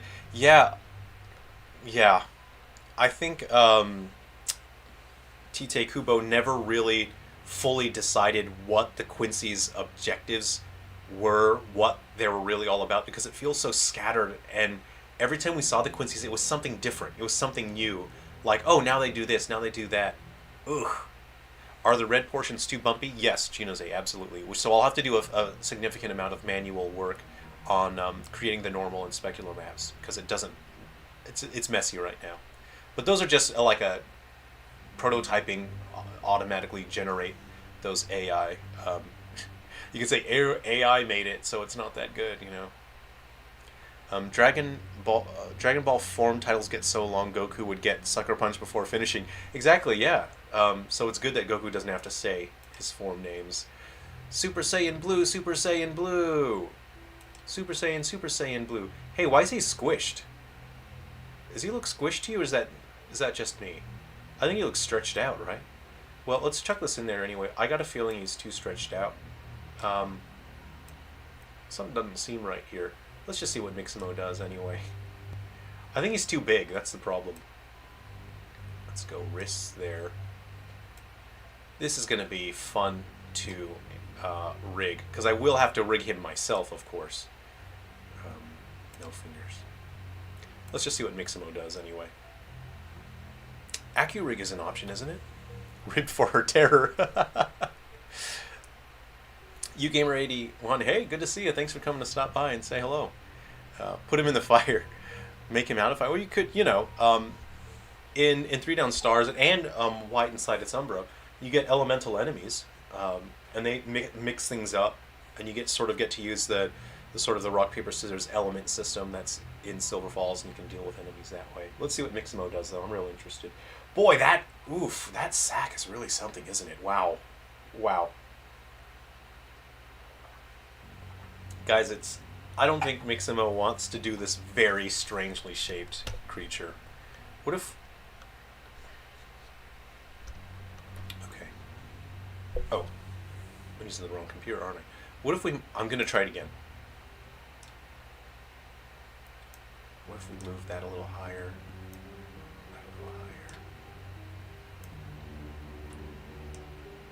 Let's try it. We're trying it again. We're going to have one more go. I don't think Mixamo's going to be able to handle this weird, horrifying mess. Does he dance also? I don't think this guy dances, honestly. Wow. Anyway, I don't have a lot of confidence in that. So, oh, I said I was grabbing the teeth. Let me go grab the teeth. Let me go grab my human teeth, and I'll stick it in here. Okay.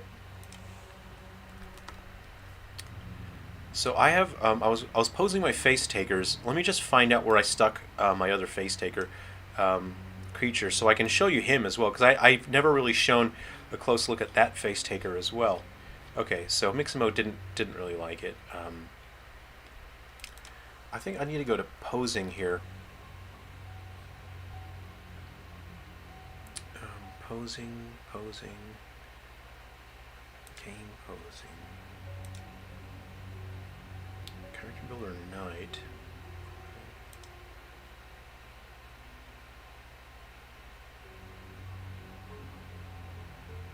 Oh, okay. We'll try this. I think I found it.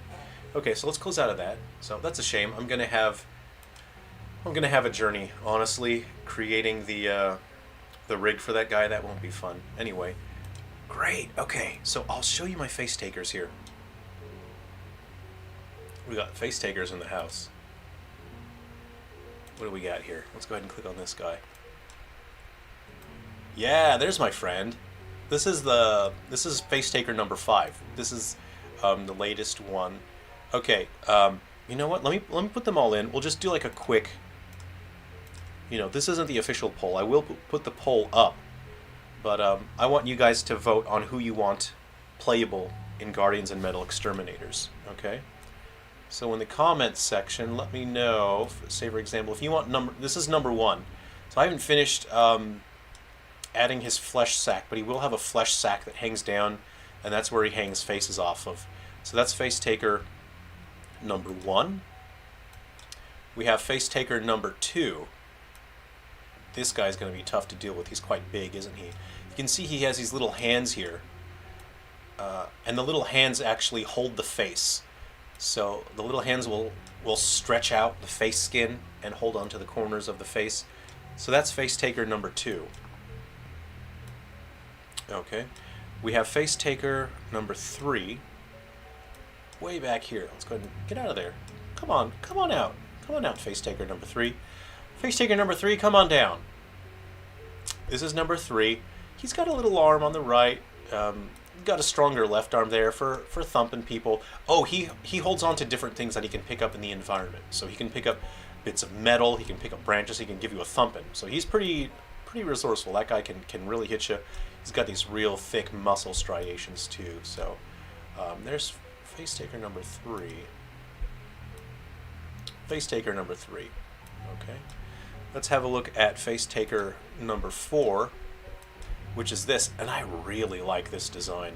This is one of my favorites, I think. So this is number 4, and what this guy does is he collects a bunch of different faces, and he'll hang on to them. So they'll be physics animated, so he'll have different faces. So in face takers, as your characters get defeated and killed, this guy will just collect them and hang on to all heaps of different faces. So this is face taker number 4. He's a little bit of a crab walker. That's a nightmare to animate, let me tell you. And lastly, we have face taker number 5. Number 5, come on down. This is number 5. He's got these gorgeous teeth here. Yeah, that's. I don't think I need to say much. This guy's just got his whole thing going on. I don't know if that's the most Silver Falls one of the lot, but I look at him and think, you can tell it's not a Resident Evil monster, and you can tell it's not a Silent Hill monster. It's certainly got its own situation going on. Anyway, I'm gonna borrow these teeth. I'm gonna give them to the other guy. They're gonna share teeth here. Can I just, you know what I'm gonna do? Okay, here we go. Right. So I have to copy this, is it? Oh, I can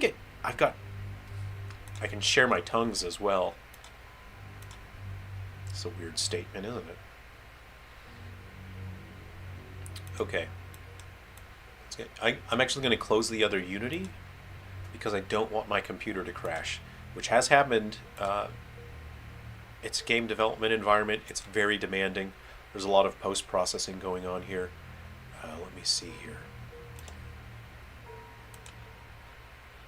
Okay. Let me make a shared folder here. I got a copy pasta.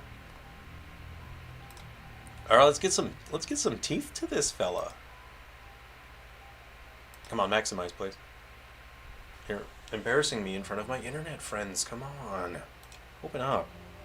Oh, it's loading, isn't it? Quad bow sweep. Gave him the first game to make a quadrillion dollars. I see his face sack is quite swollen. Amazing you got these characters running on N3DS. I'll show you. I had to trim down polygons like crazy on everything. But yeah, the fact that I was so worried early in development. I don't use the word worry very often, you know. But when this was very early in development with Silver Falls, I was worried because I didn't know if the 3DS could even handle two of these characters on screen, and they're so high poly count, these characters, even when I was trimming them down. For example, when you look at the campfire scenes in 3 Down Stars, when you are in the Frontier Fighters campsite, only one character can appear. I'm not sure if I changed that. I think I may have changed it later on. I think early on in development, and maybe the first version of the game, only one character could appear in the campsite because it took up too much of the GPU. The characters were too difficult for the hardware to draw. But as I worked on the game more, I improved as a developer, and I found a way to get, I think later on I added it so 2 characters could show up in the campsite, which was an immense feat. It was a huge accomplishment because these characters are high poly count, you know, and they're really detailed. And you can only cut down the detail so much before it just looks awful. Anyway. Okay.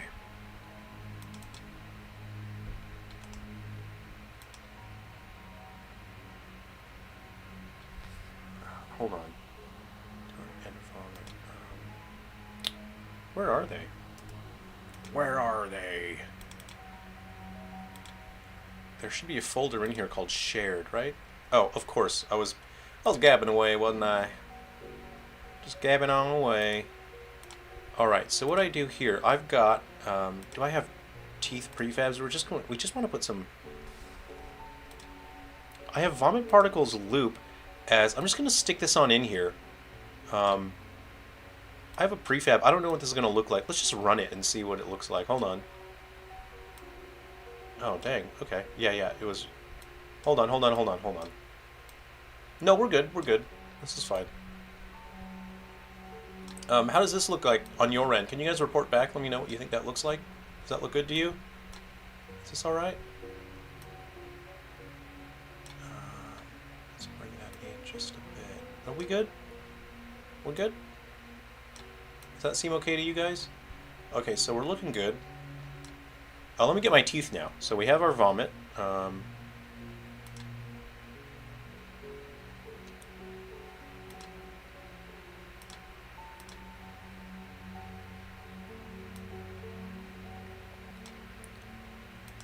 Okay, I just need the teeth.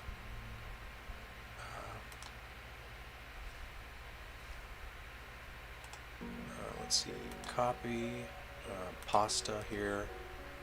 Okay, let's delete that. Okay, let's go ahead and reset. All right, we're looking good. We're looking good here. So let's go ahead and scale that down. We want to get this right up on in here like that. Alt F. Okay. This is what I had intended the entire time.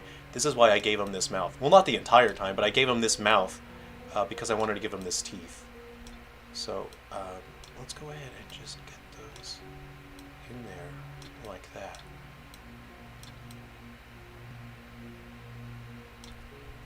Yeah, good. He's got nice human teeth now. Very good. I'd like you to see the gums, though. You know. Oh, dear. Oh, dear. What? What have I done? Let's just go ahead and duplicate that. Let's just go ahead and flip that 180 degrees, then why don't we? How do we do that? Can we go like this? Can we go like that? 180? Did I do it right? No, that's facing the wrong way now, is it? Let's go like this. 180? No, that's facing the wrong way now, isn't it? And lastly, 180. That ought to do it.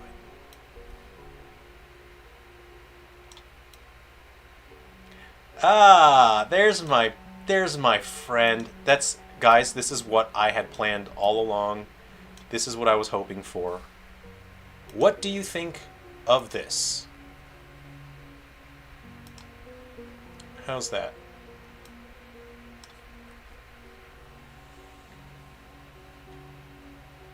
We've done it, everyone.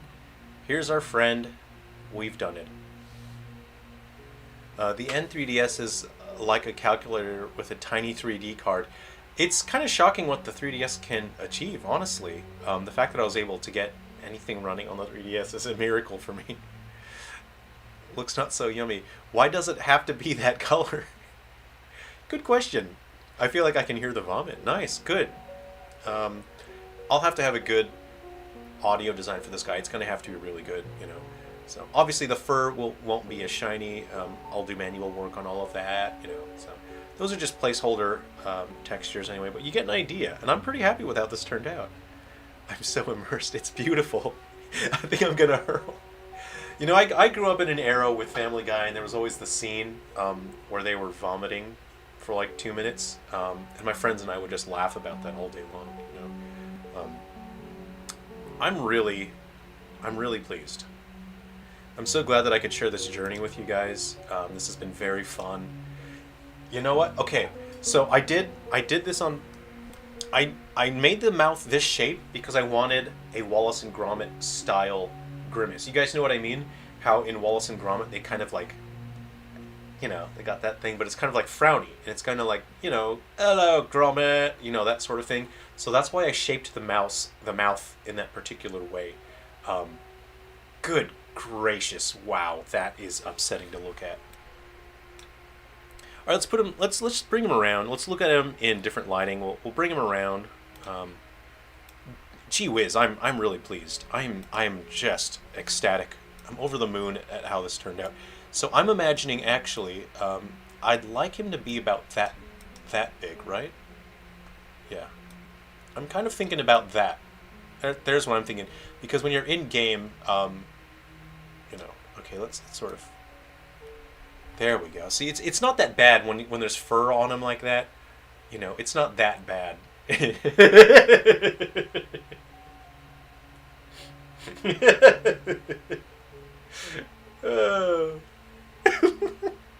at him just staring him. Look at him staring him right in the eye. Okay, guys, look. You should treat your properties with respect, I think. That being said, here I'm gonna pretend to be like a stupid, obnoxious live streamer here. Okay, if we can get $50 donated in the chat right now, all up, doesn't have to be one person. If everyone in the chat can pool together, donate $50 for the stream, I will put Bull Brandish sitting on this guy, riding him like a pony. So yeah, just hit that money where you give me free money for no reason, and we'll do it. Okay, now I'm just gonna sit here and watch the chat and hope that I get $50 free. You're all my friends, so please give me money. That would be really great. Thanks. Some body parts with the vomit. Sorry, I had to clip that Wallace impression too. Hello, Gromit. I'm a big Wallace and Gromit fan. I love that. Okay. Okay, Bull Branch is gonna ride him like a pony. Here we go. We're going to grab Bull. We're just going to copy and paste him on our friend here. Reset position. Reset rotation. Where is he? Whoa, he shrank, didn't he?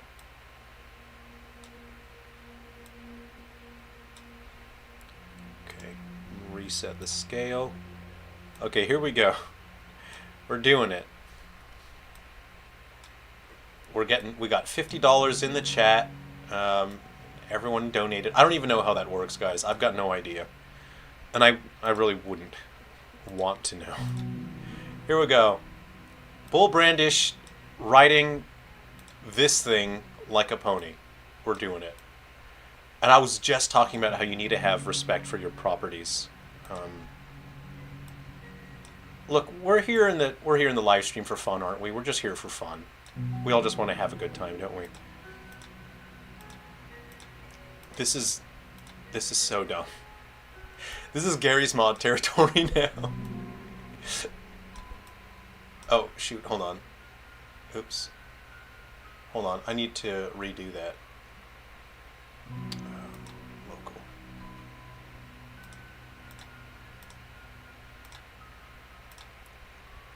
Okay. Why is it? It's fine. We're gonna live with it.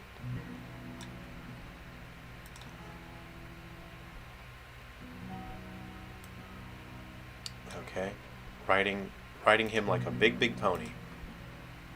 Am I gonna make the enemy a little bigger? The cryptid, I think he might be a little too small because Bull Brandish is just like a big strong man, you know?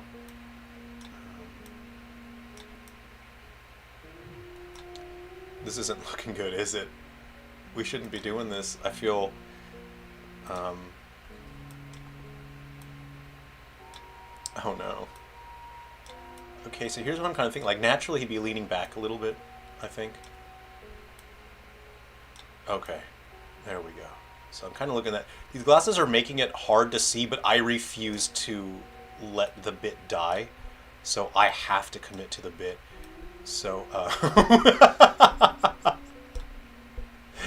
I'm a professional. I always pay massive respect to my IPs. I wouldn't just like make a joke out of my IPs. Here we go. You gotta lean forward. You gotta lean into it, huh? Hold on. Lean forward. We're gonna lean into it a little. Okay. Let's get them arms. Let's get them clasped onto their left shoulder. Down.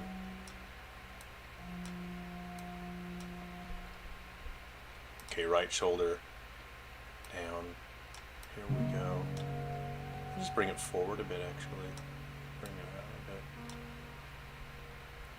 Okay. This is bad.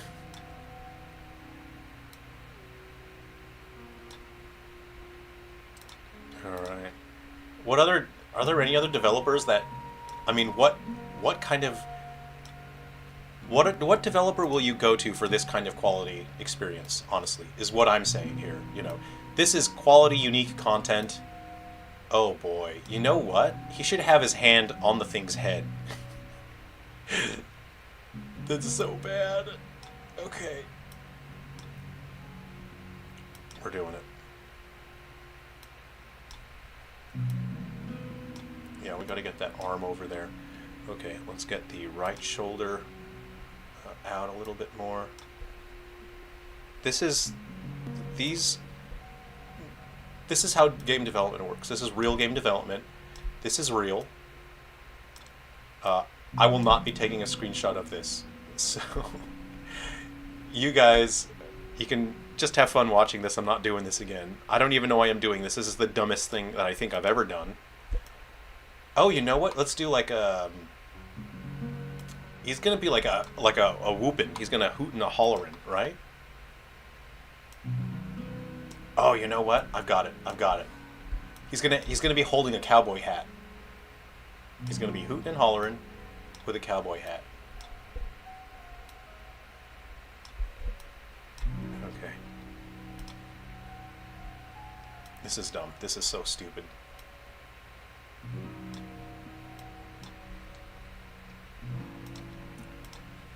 Okay.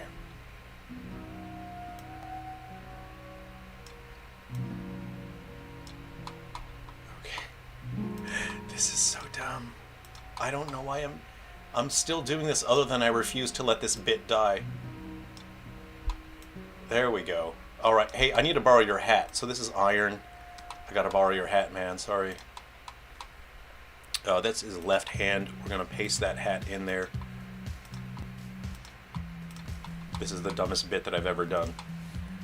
Reset position. Reset rotation.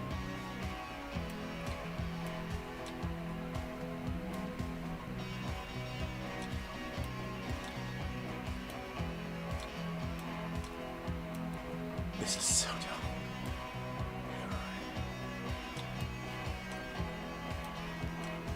Yep, that's it.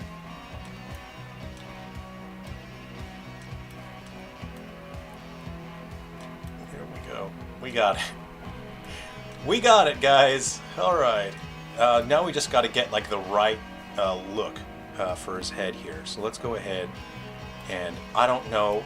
I did not plan on this. This is not something that I expected I would be doing today.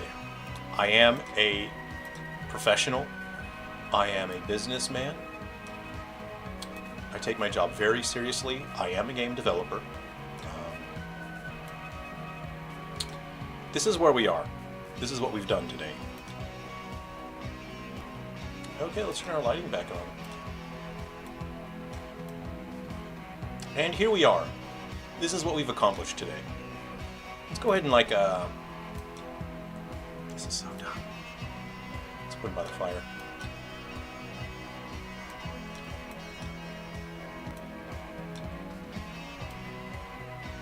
Alright everybody, thanks for donating $50 in the chat.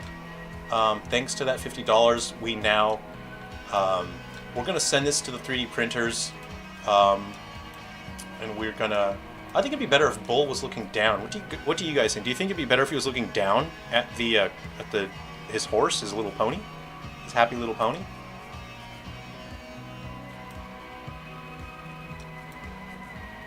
What do you guys think?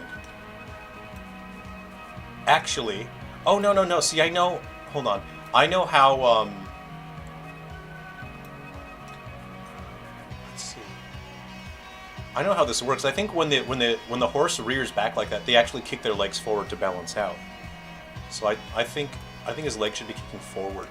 Anyway, but it looks cute when he's clamped down onto him like that. So I think I'm gonna leave it like that. It's very adorable. This is dumb.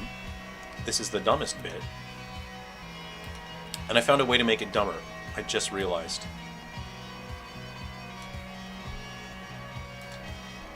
We are gonna go like that.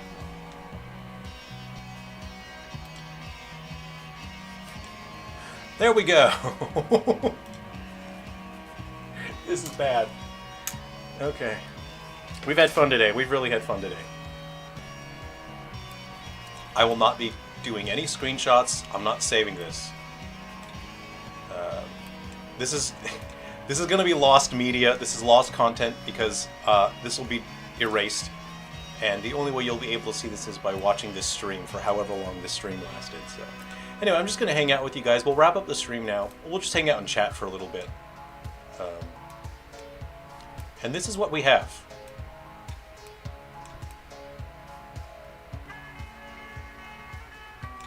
That's it. This is it.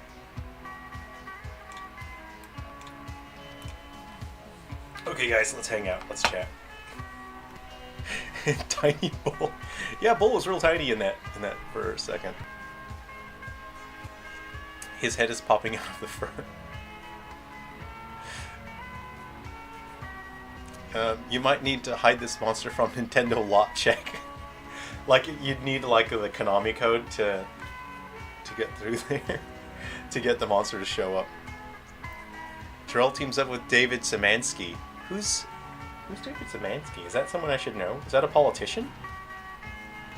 I'm not big on politics, so I don't know who David Szymanski is.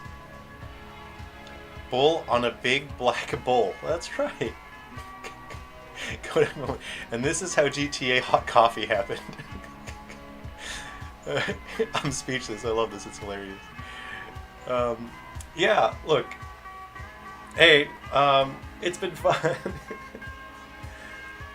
David Szymanski is the New Blood Interactive guy. They made Dusk. I don't know what Dusk is. Should I know what that is? New Blood Interactive. Should I know what that is? Is that... Ooh, I don't know what that is. So... I don't know. I don't know why. Oh, you know what? We should get some particles on the fire going a little bit. Let me get that going here. Let's go ahead. Let's get some fog going as well. We'll get some of our lighting, our fog effects and our lighting.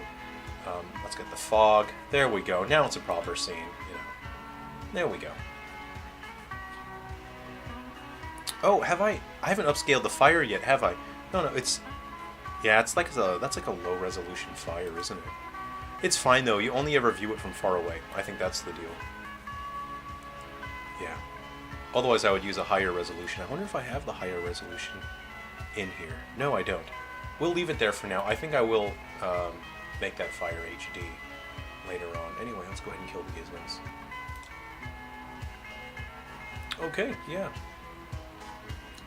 Dusk. What is Dusk? Is that like a fort? That's like a Fortnite, right? Or like a PUBG?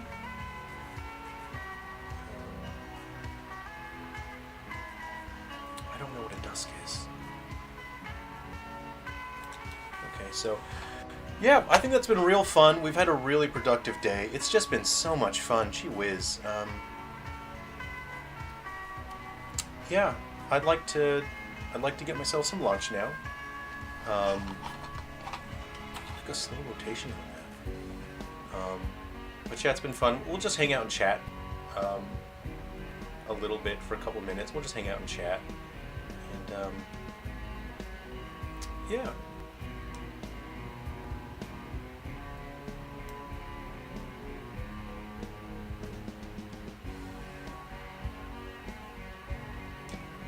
There's like a pretty good angle too. I'm gonna have to be rigging this guy. It's gonna take a couple hours, and I'll have him all rigged up. I'll have to do some animations for him. Oh man, that's not a fun part. Rigging is not the fun part. It's a horror boomer shooter. Oh, okay. Dusk is a 3D Quake style shooter, very much inspired by Blood. It's a ton of fun. Okay, I'll look that up. Does it have creatures like weird creatures like that? Anyway, hey, when Nintendo tells me that I've pushed it too far with the monsters, maybe I'll dial it back a little bit. But, you know, Nintendo seems to believe in me, and they believe in Silver Falls in the way that they haven't told me to dial back my creature design yet. So here we go. We've done it. And it's like, it's not even inappropriate. Look, he's got fur, he's got arms, he can be a little pony. I think I've kind of ruined this monster for everyone in the chat, because now when you guys see this guy in game, you're just going to think about Bull riding on him, aren't you? I think I've probably ruined this cryptid for myself as well. I don't think he can ever be scary now because of that. Man, I gotta be careful with my brand management. So here's what I'm really, really happy about in terms of the sculpt here, is kind of like you see the definition of how the arms attached to the spine back there. You know, and you guys were here. You were here the whole time. So you got to see how that process worked out. And it makes it look like it could really exist. It really has form. So that's what I'm really pleased with in terms of the design, how that turned out. It's really clear where the arms are supposed to bend. I really like that, you know. Plus he has this little Wallace and Gromit smile, which is fun. I really like that.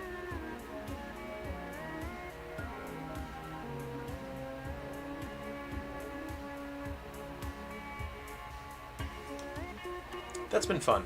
It's been a great day.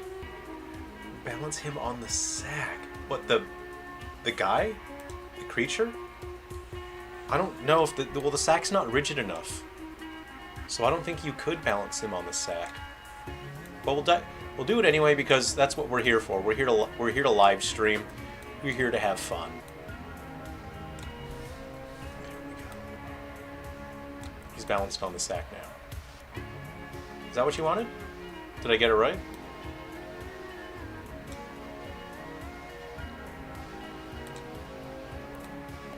We got it. He's balanced on the sack. But then Bull would need to do like a little kicking move because he's falling back a bit, right? So let's go to the right leg, and we're gonna have to kick up a little bit, you know. Let me go global. Luckily, he's gonna have to do a little bit of this because I'm not saying that I do rodeo riding, but I know a thing or two about rodeos. You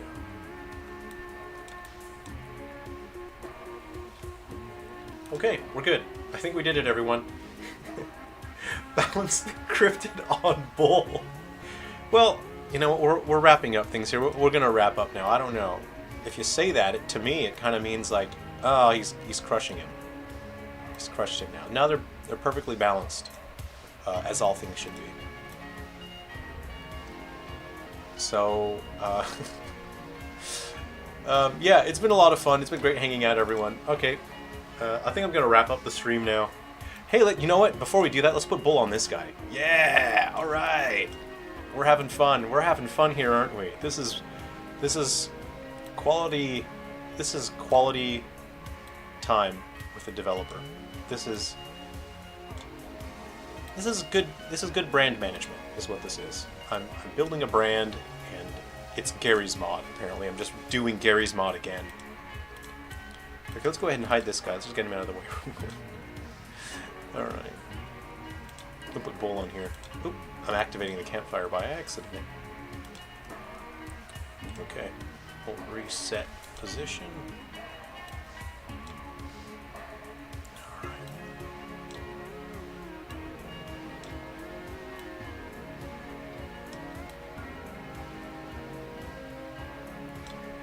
All right. So let's kind of. Well, let's get him reared up and HUD.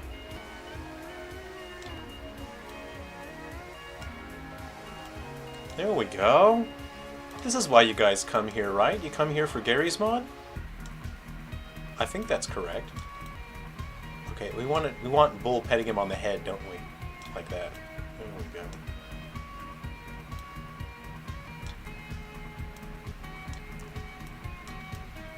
Anyway, that's what we're here for. We're here for quality content. Sure, that seems to make sense. This totally makes sense. Alright, guys.